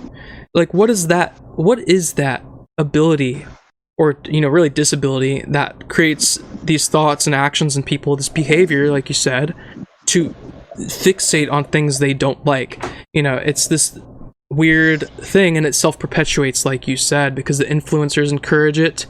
And honestly, that's what every mass manipulator, personal manipulator in relationships in Star Wars and reality have done. Kind of going back to how I perceive like my life almost as an allegory to Star Wars, and how I definitely I even when I see stuff, people with the Imperial sign on a t-shirt or a stormtrooper on the t-shirt, I'm just like, you know what? You're dumb. They're bad. They're really bad. You should have the Rebel Alliance. You should have an X-Wing on your t-shirt. What's wrong with you?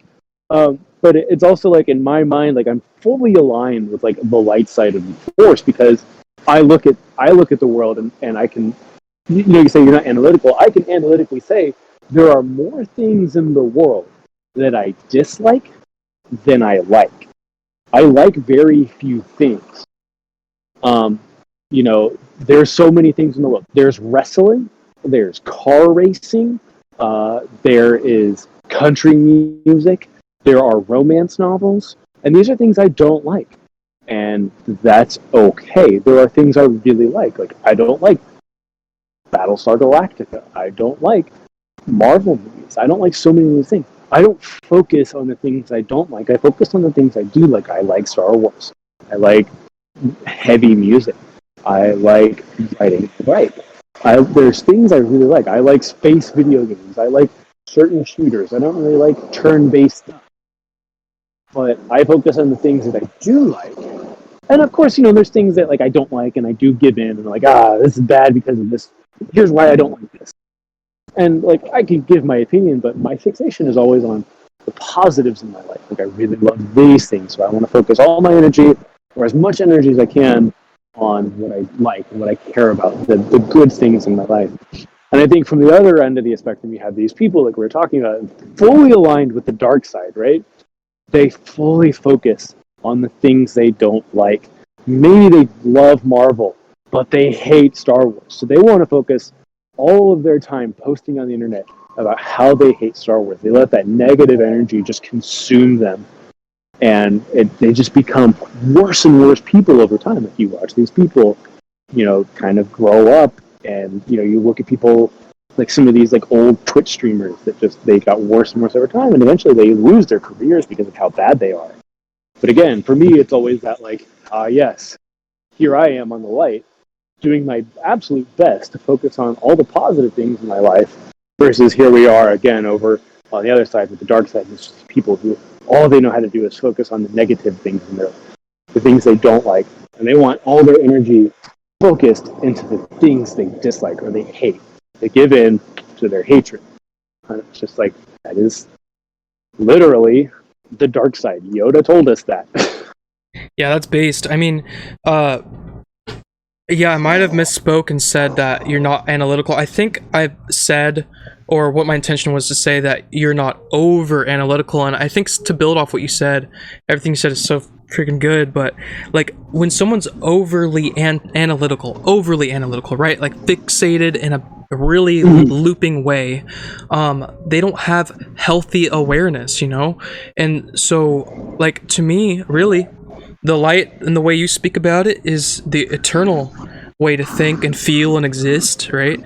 You're not overly analytical, but you're healthily aware of all these different dynamics. And then once you step into over analytical thinking, honestly, that's, in Star Wars where the dark side steps in, the Sith, and they're overly analytical and they try to control things around them or like, lash out at stuff, and the over analysis of reality or your favorite fandom, Star Wars in this case, makes you lose sight of just, hey, people like what they like, people do what they do, and that should be respected.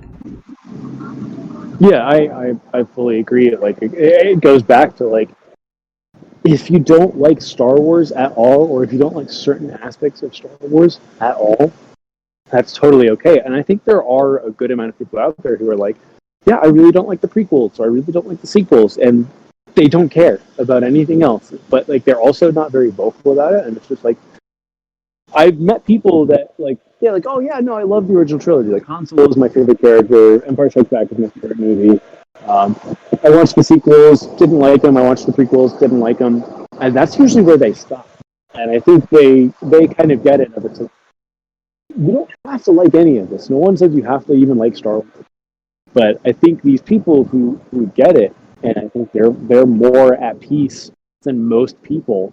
It's just like, they're kind of like me. It's like, there's things I don't like in this world, and that's okay. Not everything is meant to be for me, and I'm not going to get upset when the thing that, there are tons of Star Wars video games out there that I think are really, really bad, and other people absolutely love, and I'm just like, super happy that you love them. I think that is trash.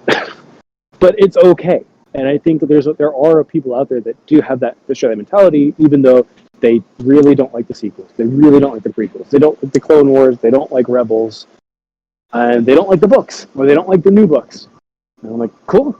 I was like, yeah, no, I kind of just like watching the original movies over and over again. I'm like, hey, I can do that. I will watch the original trilogies with anyone over and over.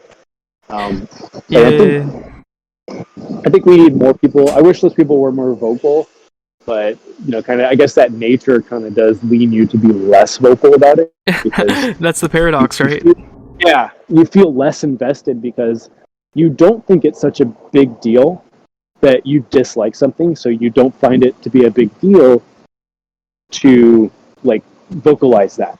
Because it's just so whatever. In the same way, like, yeah, I don't like Fortnite. I don't need to make a whole YouTube video about how I don't like Fortnite. Because for me, it's like, what's the point? What did that accomplish in my life? What did I accomplish for the people around me? Yes, people now know that I dislike Fortnite. I have changed the world forever on my own dislike of Fortnite. No, that's not it. That's not how this works. But those people who, they feed off that energy of, I hate this, here's why, and I have to tell everyone how much I hate this thing. Again, like you said, it's a paradox of, it's kind of like how the Sith kind of keep coming back. Is the Jedi just kind of like, let's focus on the positive, they get blinded by that, and the Sith come in and, screw everything up for everyone. And it just happens over and over again, over thousands of years. Yeah, and to me, the Sith take practicality way. They fixate on it, and like everything we've been talking about. They take practical measures to the Force, practical measures to yourself, and what you do in the galaxy, in reality, right? They take it too far, and it's like this disgust, like what you just talked about. Let me explain it this way. It's a skill to be able to have this knowing that something is trash and not need to act upon it, not need to like externalize your feelings or thoughts about it, and keep it to yourself, and also just forget about it, right? That's a skill. But what the Sith don't do, they go, this is why the galaxy's stagnant, this is why the galaxy is bad, this is why I don't like the Jedi, this is why I don't like you, and then what do? They don't think about it for 2 seconds and forget about it and focus on their actual pure self and actual good things in the world. They act upon like these thoughts that come in their head and make it a religion and destroy people and destroy themselves. And it's what you talked about. Right. Yeah, like, and even in like Star Wars, not even like a real world thing. As you look at, I think a lot of these like outside of the film characters, you look at people like Cal Kestis. You look at people like I'd say even Ahsoka Tano, even though she's not in the movies, she's in the shows and now some of the games. You have characters like Erica Quell from Alphabet Squadron, where they are the oftentimes conflicted characters, and their beliefs are not necessarily rooted so heavily in the light or the dark, but they are practical characters. I think that makes them very relatable. But when we look at someone like Erica Quell, who's from Alphabet Squadron, she was a TIE fighter pilot, went to the Resistance after the Battle of Endor, kind of begrudgingly, but she did learn that like she has to do something, and in the second book it all kind of changes. But it's not even so much that she felt so compelled by the power of good, it's just that she knew she had to fix things that she had done wrong. And I think that, and this is all without the Force, right? She didn't even believe in the Force. But she's such an interesting character, and I think she falls in line with that Cal Kestis thing. It wasn't even so much about, like, I am part of the Resistance or the Rebellion or the Jedi, and I must be the greatest savior. It's like, no, you do what you believe is right, and you focus on that, and you get a lot done that way. And I think characters, again, like Erica Quell, like Cal Kestis, and like Ahsoka Tano, they focus on what they believe is right, not on what the Jedi Order thinks is right, not on what the Rebellion or the Resistance thinks is right, not what the Republic thinks is right. It's just what you, in your gut, believe is right and good. Yeah, I love what you just said. Those characters are some of the best because, Chase cut out. Give us 1 second.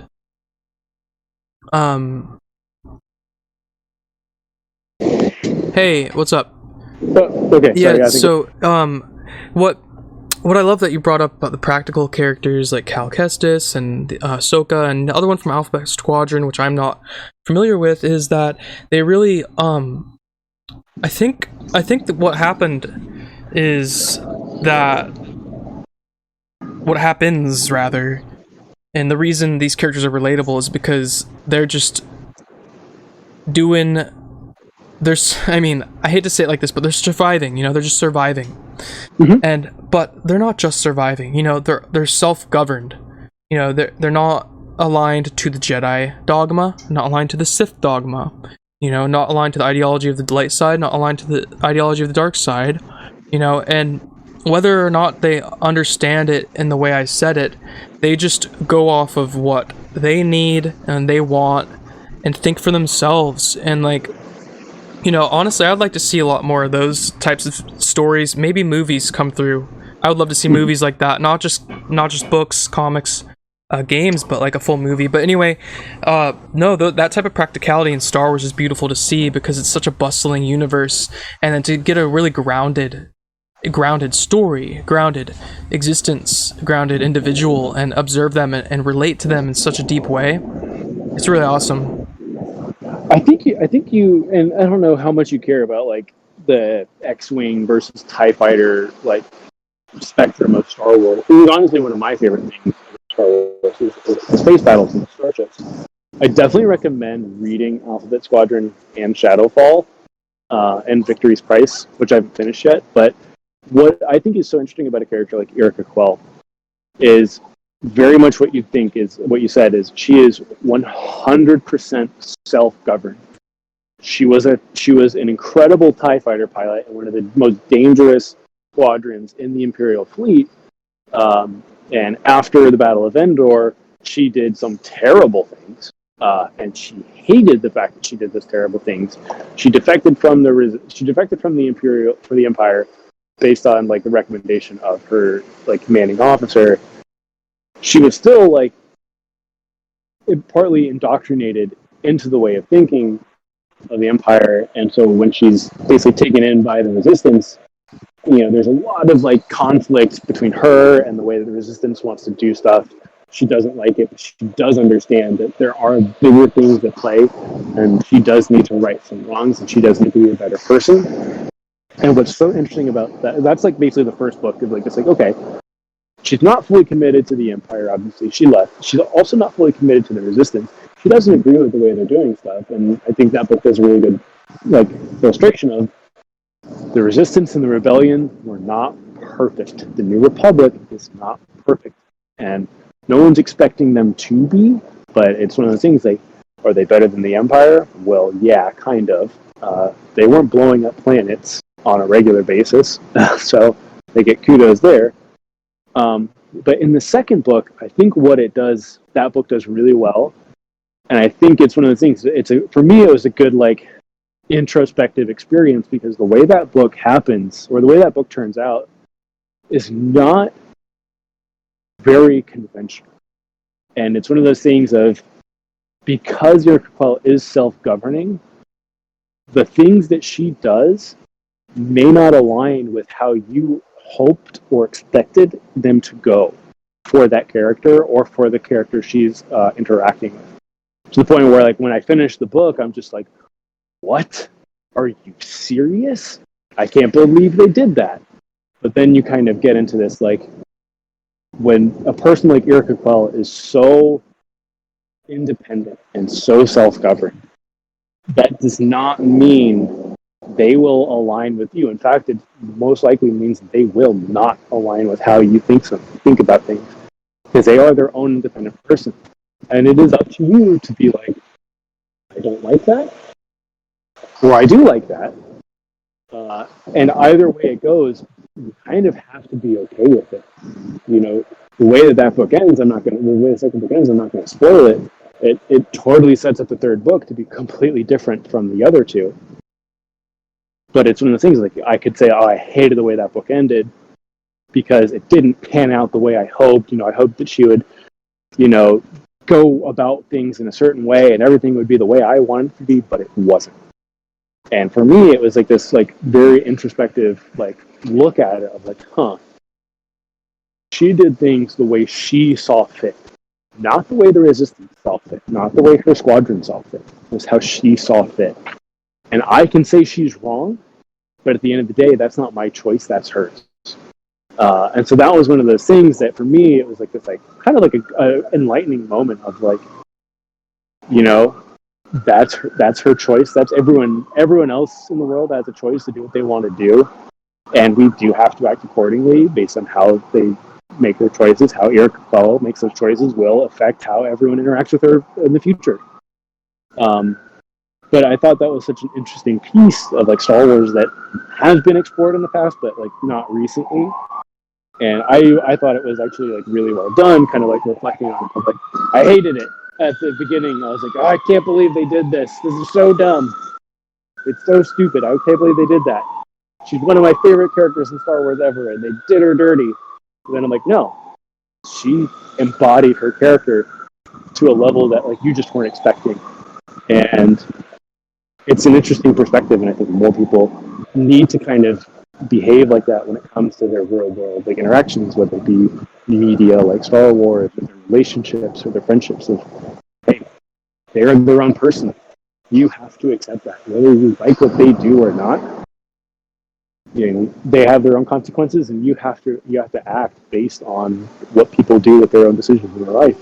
Maybe that means you're not friends with them anymore. Maybe that means you have to maybe try and bring them back over to your side if you so see that to be necessary. You know, it's Right. not the way you want it to be all the time. And I think that second book really, like, I don't want to say it taught me that, but it kind of brought that more into light and made me think about it more. That's awesome. I mean, you brought so many good points up, and it's almost you know, another situation where it's very interesting. Like, in order for people or beings, you know, anything to get what they want, things cannot be consistently how they want them to be, because you learn from things being how you don't want them to be. You learn from the hard experiences, and like, it's very interesting because that sounds like the core of that character and self-governance, right? But and then you had a similar learning experience through the book, like, oh, maybe things, you know, you already knew that, you know, you already knew that, but like, it grew, like that knowing grew within yourself during that experience. And something that your section just sparked in me was how Kreia and Luke are very similar. And how I mean this is, Kreia, you know, she stepped away from the dark side and the light side in terms of the Jedi Order and Sith. I should say that she stepped away from the Sith and the Jedi Order and said, "I want to kill the Force." Luke stepped away from the Jedi and the New Republic, and of course the Sith, and said, "I give up." I don't know if he chose himself or what. I'm not so clear on that, but he definitely gave up on the quote cause. And because of their individual core selves, their true aspects within, you know, people will always carry a little more. No one is purely neutral, you know what I'm saying? Like, it's very fascinating, actually. You know, they both went into self-governance, and Luke didn't want to kill the Force and, like, as a byproduct, hurt a lot of sentient life. He just wanted to give up. Kreia didn't want to just give up. She wanted to eliminate the Force, you know? So it's, like, very interesting to also talk about how, like, true neutral in D&D does not exist. Right. I think you're right in that. And I do see the similarities of Luke and Kreia, more so on their path than their ideology, if that makes sense. Of like where Kreia kind of ended up and where Luke kind of ended up is, in a way, I mean, it's like visually very different, but in a way it's very similar. I don't think that Luke chose himself. And when it comes like to the Last Jedi and the Rise of Skywalker, what I think he did in his mind, and this is just my perspective, is I think for him, he felt that if he kept training kids in the ways of the Force, he thought, you know, especially when his nephew that he's training immediately goes to the dark side, of like, if my own nephew can't even stay the path of life, what does this mean for the more future generations? Are we just going to keep breeding these evil Force users? And I think, obviously, like we talked about earlier, like that scared him.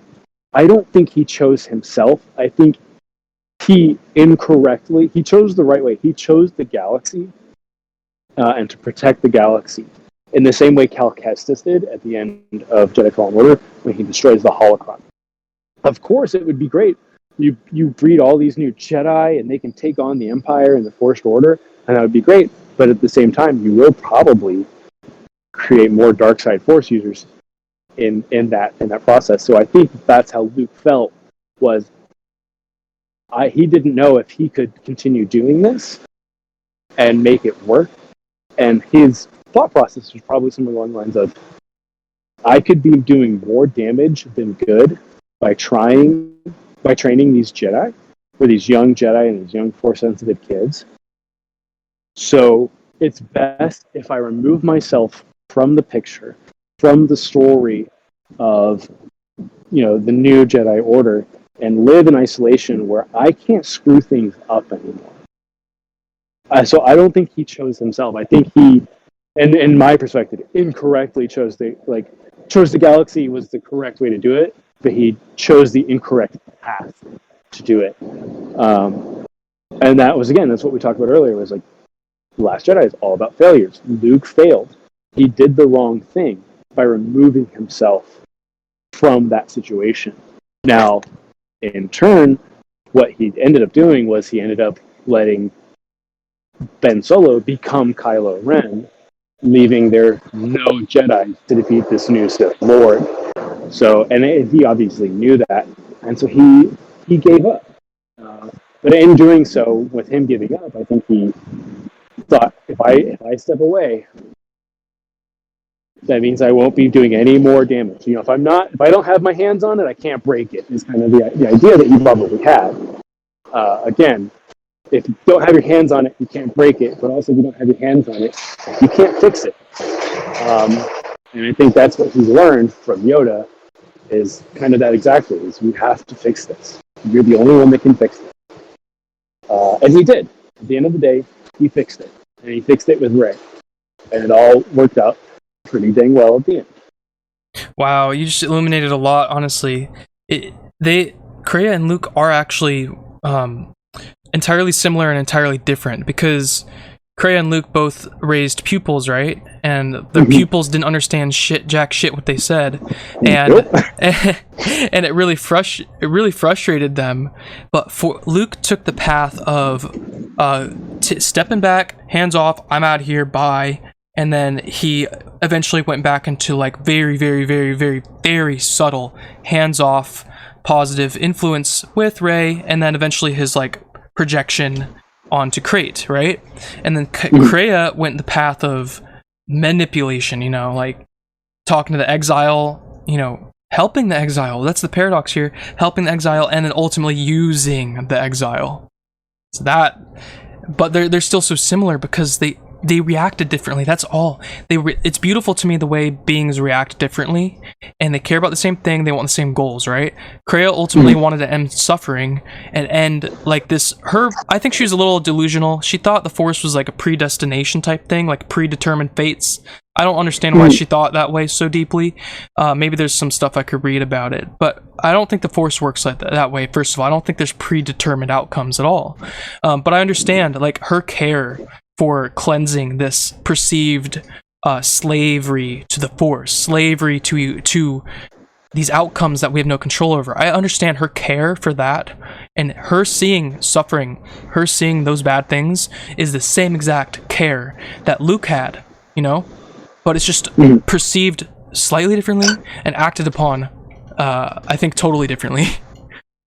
I think what Kreia did, and I think it's what a lot of failed Jedi, and obviously most of the Sith failed, and I think we get it a lot in real world, is Kreia felt she 100% understood the Force. She understood the Force better than anyone. And I think you have tons of people like that. Like you had, God, what was his name? The main bad guy from the Old Republic, the Great Emperor from Nathema. Can't remember his name. He also felt that way. He could remove the Force entirely from worlds. He was that powerful. And I think you have people like Darth Plagueis, who they thought they completely understood the Force and that they were going to be able to reincarnate life through the Force because they knew better than anyone else. They all failed. And what I think it is no one can understand the Force completely because the Force is above everyone in the Star Wars universe. So far above that one particular being just could not comprehend all of it. In the same way, it's kind of like trying to say, like, aha, I've looked up into the night sky with a telescope, and so therefore I understand the universe completely. Like, no, you don't. And so it's one of those things, like, it's such a foolish thing to do, and I do think Kreia, with all her knowledge, was incredibly foolish in thinking she had such a great understanding of the Force. In the same way with, people like Darth Nihilus, Darth Plagueis, Palpatine, they thought they knew everything. There was some in Bane, oh god, I can't remember his name. The Army of Light general from the first Bane book. he was the same way. He thought he was so strong that Bane was nothing. Farthala or something.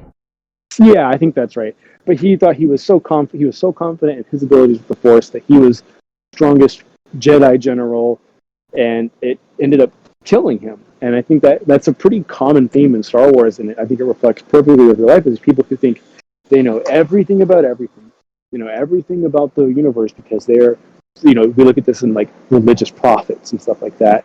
We see this in people who are in finance. I think they know everything about there is to living a successful life, and we see these people crash and burn all the time because they have.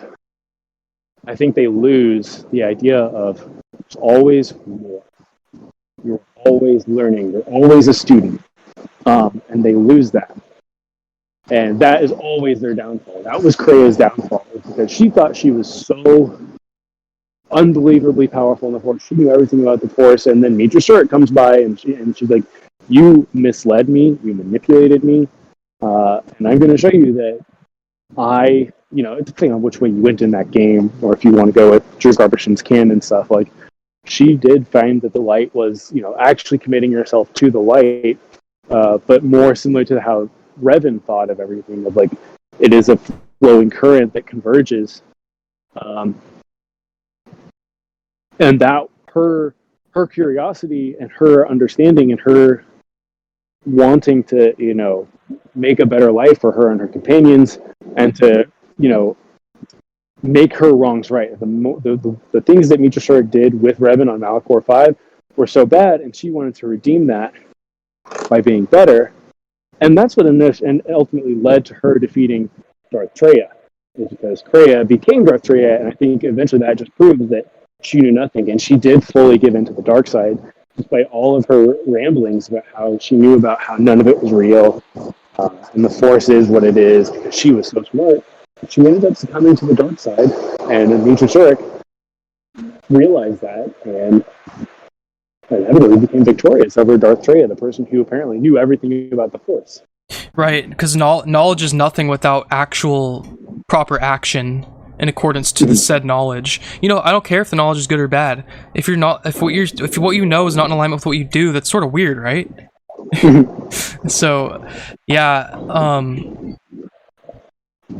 Kreia and Luke, very similar in terms of The Last Jedi and with the exile and everything, and it's just a huge learning lesson that you can't think you're done. Student of existence. I think you sort of said it in a way, but that's my whole thing nowadays. Students of existence. That's what everyone is. We're all on the same playing field. It doesn't matter.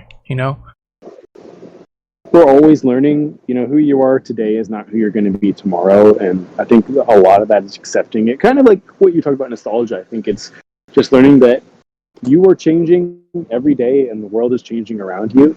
And I think accepting that and being happy with that, I think brings a lot of people happiness. It means that you can watch movies like Rise of Skywalker and enjoy them.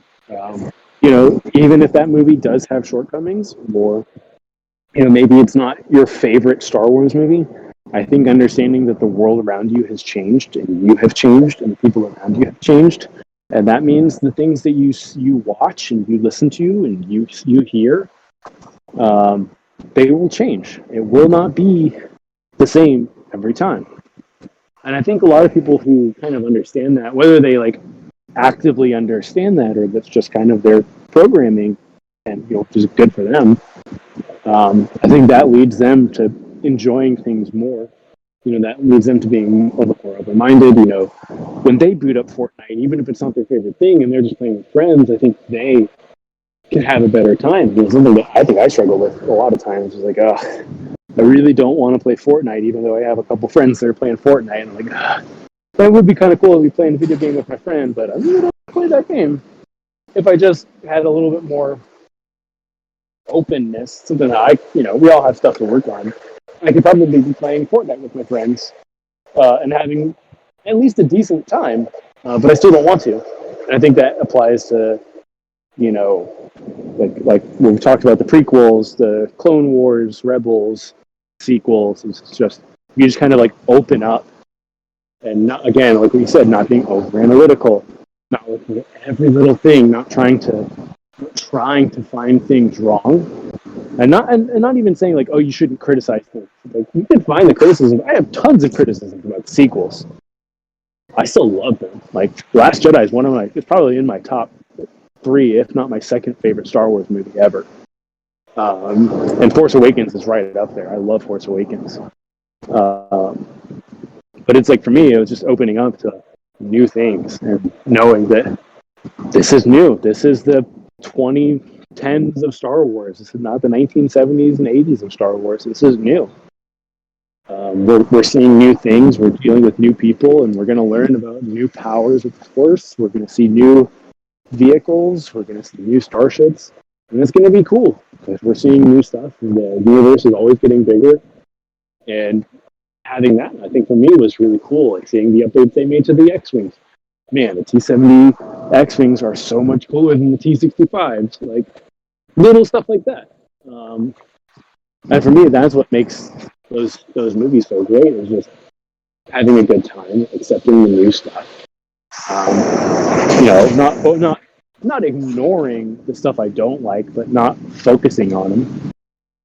Right, it's this whole balance of being able to stay critical without being over analytical, and being receptive without being mindless, you know? Mm-hmm. Like, I know people would criticize like the dagger in Rise of Skywalker that like matches up with the fallen Death Star, and I'm like, yeah, that's pretty stupid. But have you ever seen a movie that George Lucas made called Indiana Jones, where that is pretty much all of those movies?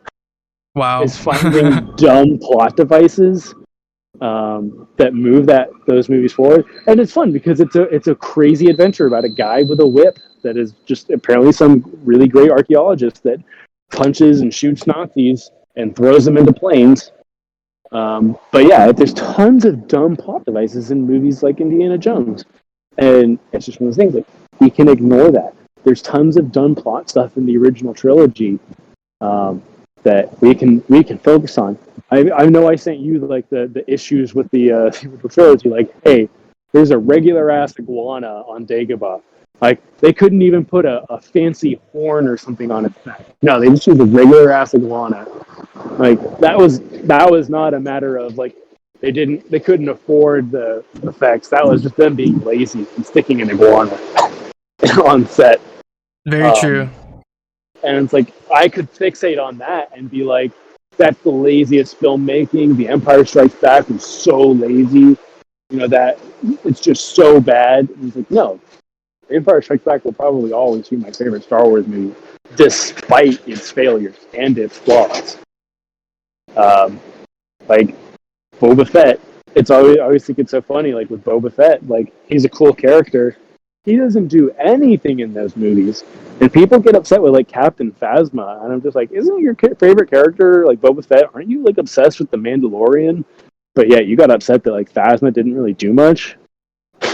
Yeah, such a non-issue. Like, almost all these complaints are non-issues because they're not actually important to real criticism. That's the thing. People who don't overly criticize and overly analyze have real criticisms most of the time. I'm not going to make an absolute statement. Yeah. I mean, it's one of those things that I've looked at, and I was like, it's like, man, I guarantee you, and again, this is more of a socio-political thing, like, if they decided, like, let's follow the old books, let's make the new trilogy about Jason Solo and Mara Jade and Kyle Katarn. Like, let's say they wanted to focus completely on Mara Jade, you would still have people coming out of the woodwork, be like, oh, this is SJW propaganda, this is feminism at work, they should have focused on Kyle Katarn, he's a much better character, blah, blah. And it's like, there's no winning in reality with these people, which is like the tragedy of it all.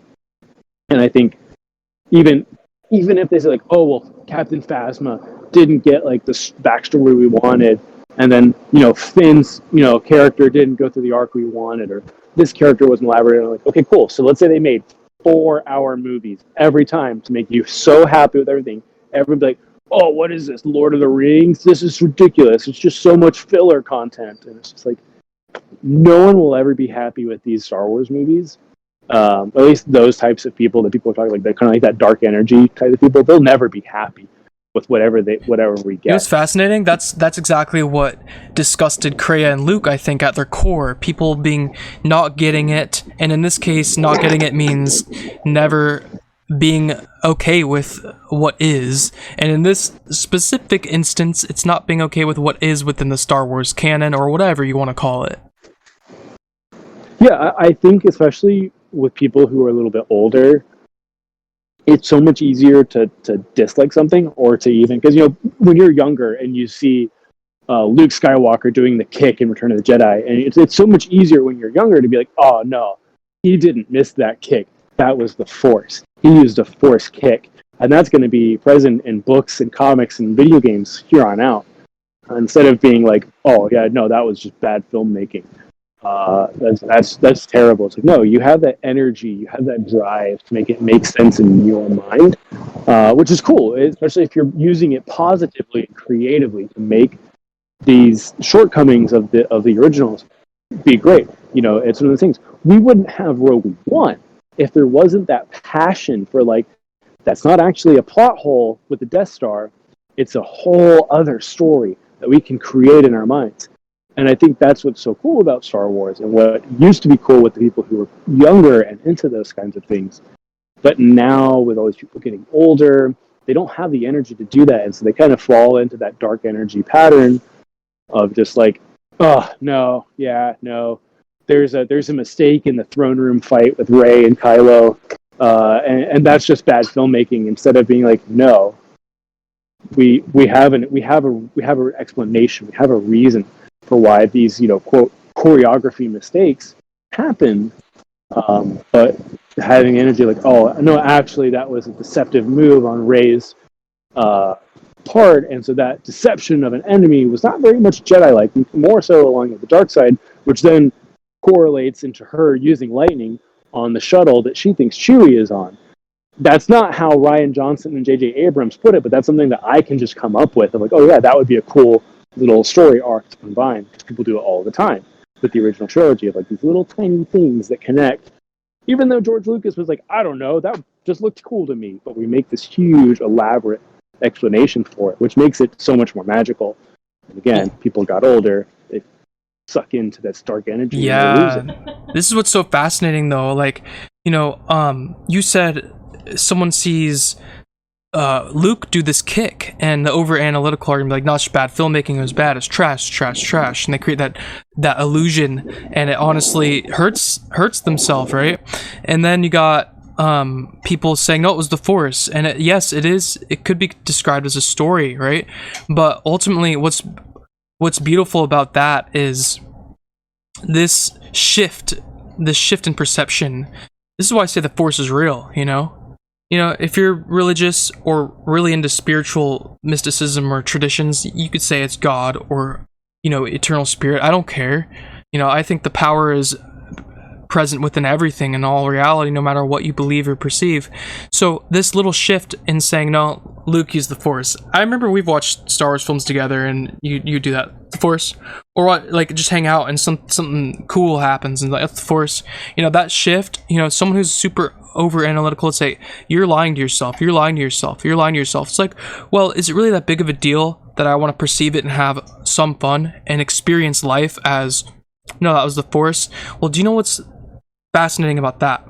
That is actually Force wielding, because you're shifting your thoughts, feelings, emotions, and actions and the outcomes in your future. So Star Wars haters are just setting themselves up for being further disappointed with existence and Star Wars. Mm-hmm. And then, people in any worldview or fandom or anything at all, if you're constantly just living in that modality of focusing on the gruesome details, focusing on what isn't optimal or not the best thing or not in alignment with what you want or what you desire, you're just going to keep creating more lack within the future. So it's that's Force wielding. It's super fascinating to me, I think even if we even shift the focus into the real world that we live in, is when the original trilogy came out, we didn't really have the internet. We didn't have we had magazines and television and radio to kind of express thought, but it was really only a few people expressing their thoughts. And usually people didn't have like the benefit of like, oh yeah, if we say that Star Wars is bad, right? It doesn't really affect anything because it's like if we say Star Wars is good, that means that people will go see this movie and then maybe we'll trust that magazine more, that TV show more. And so there's usually not 100% positive, but tend to be a little bit more positive in the like atmosphere of how things were portrayed in the media, like in journalism, stuff like that. And also, we lived in a time back then where like the suspension of disbelief was so much easier. I mean, if you look at horror films from like the 1930s and 40s, like they're so campy and cheesy like by today's standard, but 80 years ago, like that was really impressive, really scary, or those monsters looked real. Like when you see the Wolfman transform from like a regular guy to like the horrible werewolf, like of course it's just still images like layered on top of each other, and it's just the guy slowly getting makeup put on. Of course, we know that, but if with the suspension of disbelief, you start to realize like, oh, he's transforming into this hideous beast. And the same thing with Star Wars. Like, of course, it's a toy going through cardboard for the trench run. We know this. But we use that suspension of disbelief because it's cool. We know that they're holding sticks when Obi-Wan and Vader are fighting. They're holding sticks, but no, the cool effect means they're holding laser swords, and that's cool. We had this again. The younger generation has a suspension of disbelief. In the same way we see with the younger generation of Clone Wars, of even just in the first season, I'm just like, there are so many things that conflict with the actual movies that I could just like, it's like for me, I'm like actively in my brain being like, no, I don't think Obi-Wan would do this. I don't think Anakin was such an angry kid. Why is he behaving like this? Blah, blah, blah. I could get so picky about it, but I'm just like shutting my brain off. Suspension of disbelief. I'm not paying attention to the art style, which is not my favorite. I'm just kind of paying attention to the story and the cool action scenes that are going on. Again, that's suspension of disbelief. And even me at 30-something years old, still able to do that. And I think a lot of people do use that. And what we have, and part of it might be the fact that these movies, like the sequels, are so well made, they're so well shot, that any slippage really shows.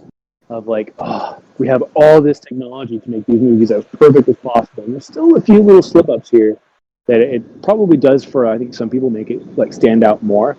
But again, that suspension of disbelief, again, with them being older, becomes more difficult. And I think that just is just one of the things that it's a detriment of kind of like the progressive people for a majority of people actually. Like, yeah, it's hard to hold on to that when you grew up watching these miniatures fly around for the space battles, and now it's just larger than life, and so real that like it's hard to break that. But I think you do need to have that like skill or ability.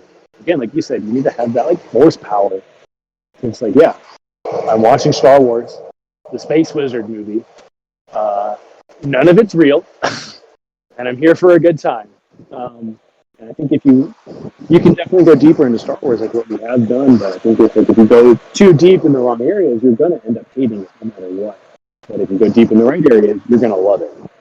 And that's the trickiest part. Is which same thing. It's the light or the dark. Which path are you going down?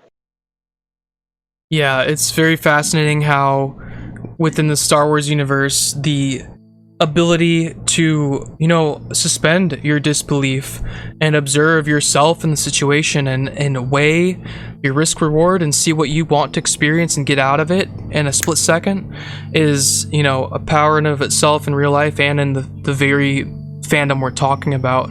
But I actually have to go. This was really great. Okay. I think this sets up something awesome that we don't really need to plan, but if you're open to it, you could come back on and we could maybe talk about something real specific that might be interesting to think about.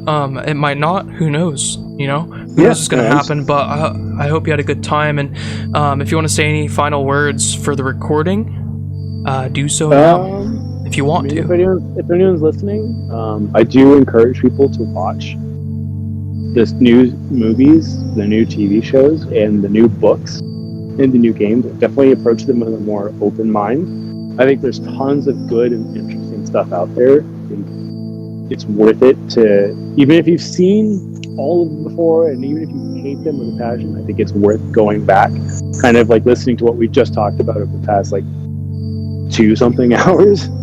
I think it's worth to go back and with a new perspective and a fresh mindset, and kind of focus on the positives with those movies, and do this. When you do that, see if that changes your perspective on those films, and expand that into your life. If you ever have trouble with stuff like just focusing on those positive things, focusing on the light side, and your life will change because of it.